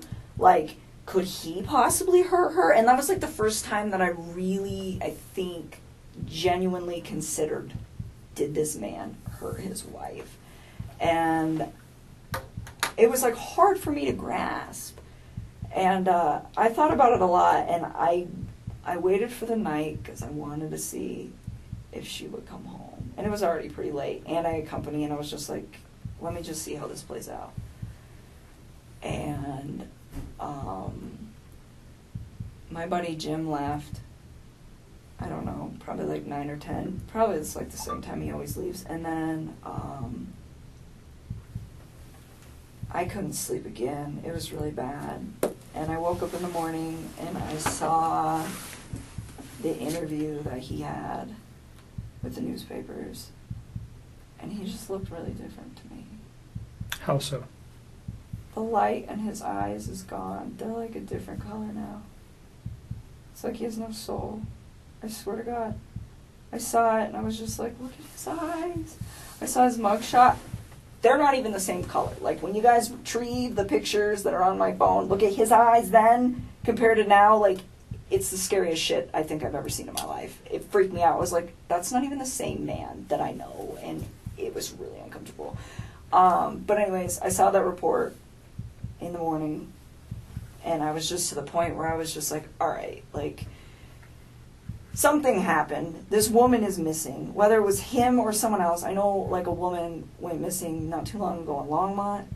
Like I think it was like 2 months ago or something like that. And you guys, not you guys, but somebody up there called off the search on her. I don't think they ever found her. So I was like, I don't know, maybe that's connected, maybe somebody came and got her, maybe he did something. I don't know, but I knew like it was a problem. And at this point, I was like, I'm in a very messy situation with this man. And I don't know what to do. And so I called my dad, because he's like the only person that I trust with everything in the whole world. And I was just like, I have a problem. And I told him everything. And then I was like, we just discussed it. And it was like, we need to go to cops. Definitely. Because I figured you guys would find me eventually. But I was like, I feel like they need to speak to me. I feel like I'm a very important person for you guys to communicate with. And so, you know, and again, I wish I'd have done it sooner, but it just kind of took the sequence of events of his lies and all of his bullshit falling apart for me to process that I needed to address the situation. And so, you know, and the time. And so that to me, and another thing he lied to me on, I caught him on Monday night, he was like, oh, it was right after the wedding ring thing. He was talking about, it might have been before, one of the two, but he was like talking about how he like reflected on North Carolina, and he was talking about how he wanted the separation and all this stuff. And I'm like, wait a minute. I thought you were the one trying to make peace with her, and she's the one who didn't want it. He's like, no, I wanted it. And I was just like, okay. And another thing on Monday night, his breathing was like, oh, it was like his voice would crack sometimes. But I didn't like condemn him for anything like that, because I was like, well, yeah, he's probably stressed the hell out. His family's gone. You know what I'm saying? Sure. So, I don't know. So that happened. And then, he never made any admissions to you about anything that he had done? No. He never said anything about doing, or at any time, not just in these days, but during your relationship, did he ever say anything about hurting his wife, his children? Never. And then on these conversations from Monday to Tuesday, Did he ever say that, somebody did something to them, or did he ever give an excuse to you how this could have happened? No, I mean Other than they just were going to a friend's house. Yeah, or he was like, yeah, I think she's like with one of her friends, she doesn't want to talk to me kind of thing. But So- other than that, no. I mean, like, he told me, like, yeah, she said she was with another man, but I think it was out of spite. Like, he never really, like, held that she was with another dude. Like, he never was like, yeah, she's with some guy. Like, she said it, but I don't think she meant it. Mm-hmm. It's kind of what he was, like, directing towards me. But no, I think that's why I gave him the benefit of the doubt so long. Like, he's always been such a civil, gentle man to me. And he's always been pretty calm and, like, level-headed when he talks about the differences between him and his wife. And, I mean, that's a sensitive subject. And he never, ever seemed like he was, like, aggressive about it. I mean, he was always just, like, chill. And he never talked ill of his children. He was always so bubbly about them. Like, those were his babies. So when all of this happened, I was just like, what the fuck? And So that brings me to a question real quick. I mean, I don't think anybody over the last 6 or 8 weeks knows this dude better than you. I really don't. You guys probably spent more time together than anybody. Conversation, whatever, relationship. What do you think? What's the catalyst for this event? Do you have any? Have you had? And I know it's a hard question, but I want to get it out now. We're here. If there's a thought that you have that might lead us to understand a little bit why he might have done something like this. Like I said, I met Chris on Wednesday, so I don't know Chris, not like you do. I've thought about this, and sometimes I think to myself, if I wasn't in that man's life, would his family still be alive? And I've thought about this a lot, and I think I could give myself different responses. But in all honesty, I think they might be alive, but not permanently. I do not think that this man just snapped. I don't think that he just met some fucking amazing woman and he was just gonna try to fucking murder his family and then think that I was okay with, like, building a relationship with somebody who did something like that. Like, at what fucking point, And not only that, like, I always try to say, like, when we get to a point where we've been together long enough, I would love to meet your children. Like, I never discluded them from anything. Like, I remember coming back from Colorado Springs, and I was like, oh my God, they got the Cheyenne Zoo down here. You got to take your kids, and like you can feed the giraffes, and they would love it. And like, I always try to like show him cool things. Like, hey man, would your kids like this? Because my nephew would like this. Like, check this out. Like I sent him a screenshot of some rainbow unicorn Lucky Charms the other day. I was like, do your daughters know about these? Because I bet these are epic. Like little things like that, where it's like genuinely, like I care. I do. Like, despite how messy this is and how I'm sure I'm going to be portrayed in the media and everything, like, I care about, like, his well-being with his children and all of that. And so, for me, like, when I think of what was he going through his head, I find it really hard to believe that I am the catalyst for all of this. I will be willing to say that I think me being in his life accelerated what was inevitably about to happen. But I don't think people just snap. Love does not murder. Hate and resentment murder. That's the way I look at that. I do not know what is the truth anymore and what's not, and I don't have all of the details. But this is just my opinion, but I'm pretty convinced that woman and him did not get along very well. And the reason they stuck together was, hey, we're going to do kids. And I think they also stuck together because they were in a very bad financial bind. And I think that she continuously disregarded it.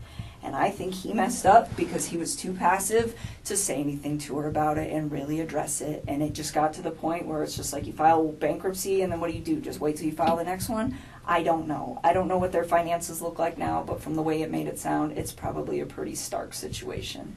And I don't know if hundreds of thousands of dollars in debt over and over and over again are enough to lead a man to like want to take somebody out, but I don't know. I've heard of people committing suicide over that shit before, and I would never justify what he did. I think it's fucking disgusting. It's, he's such a fucking pig. But I try to like be like, why? I try to come up with a why, and I really think that he was struggling with her really bad, and not only that, he's got a third child on the way, and I know he was probably just like, I can't fucking afford a third kid. Wants it, but can't afford it, you know? And he always told me he, like, wanted a little boy. You know, he wanted a third child. Mm-hmm.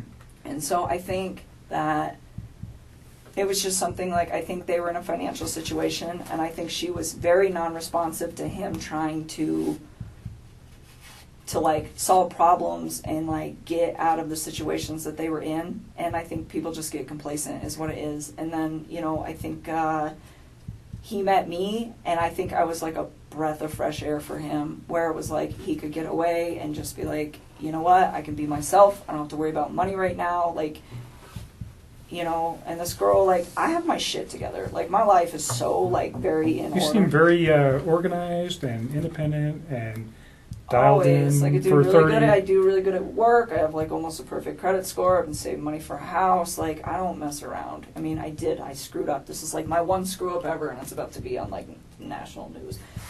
But just very dialed in, and I think it was like a breath of fresh air for him to like be around something like that, because I don't think that he knew that that was like a real thing. And he had told me that like numerous times. Like I didn't know like women like you like existed. It's just like, all right, like I don't, and when he meant it, it was just like the way you run your life. And so, because he got married really young, you know, and so to answer your question, I think inevitably it was going to happen. I think it just got propelled faster. I mean, I don't understand what he would have achieved with, if he wanted to be with me that bad, what he would have achieved with me by doing what he did.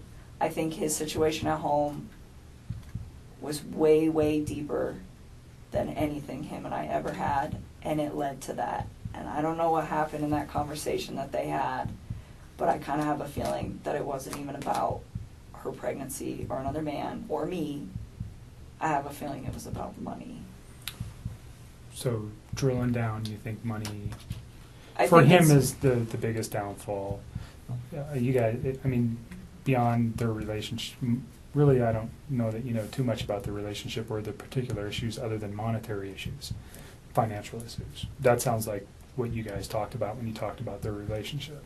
I mean, like, he told me other things, like they really didn't like sleep together too much, stuff like that, but I feel like a lot of husbands and wives don't do that. But it was like, oh, of course you don't. That's why you're coming to me, you know? No, I think I just, like, me being in his life just pushed that forward. I honestly think that there's probably a good possibility that this would have just happened.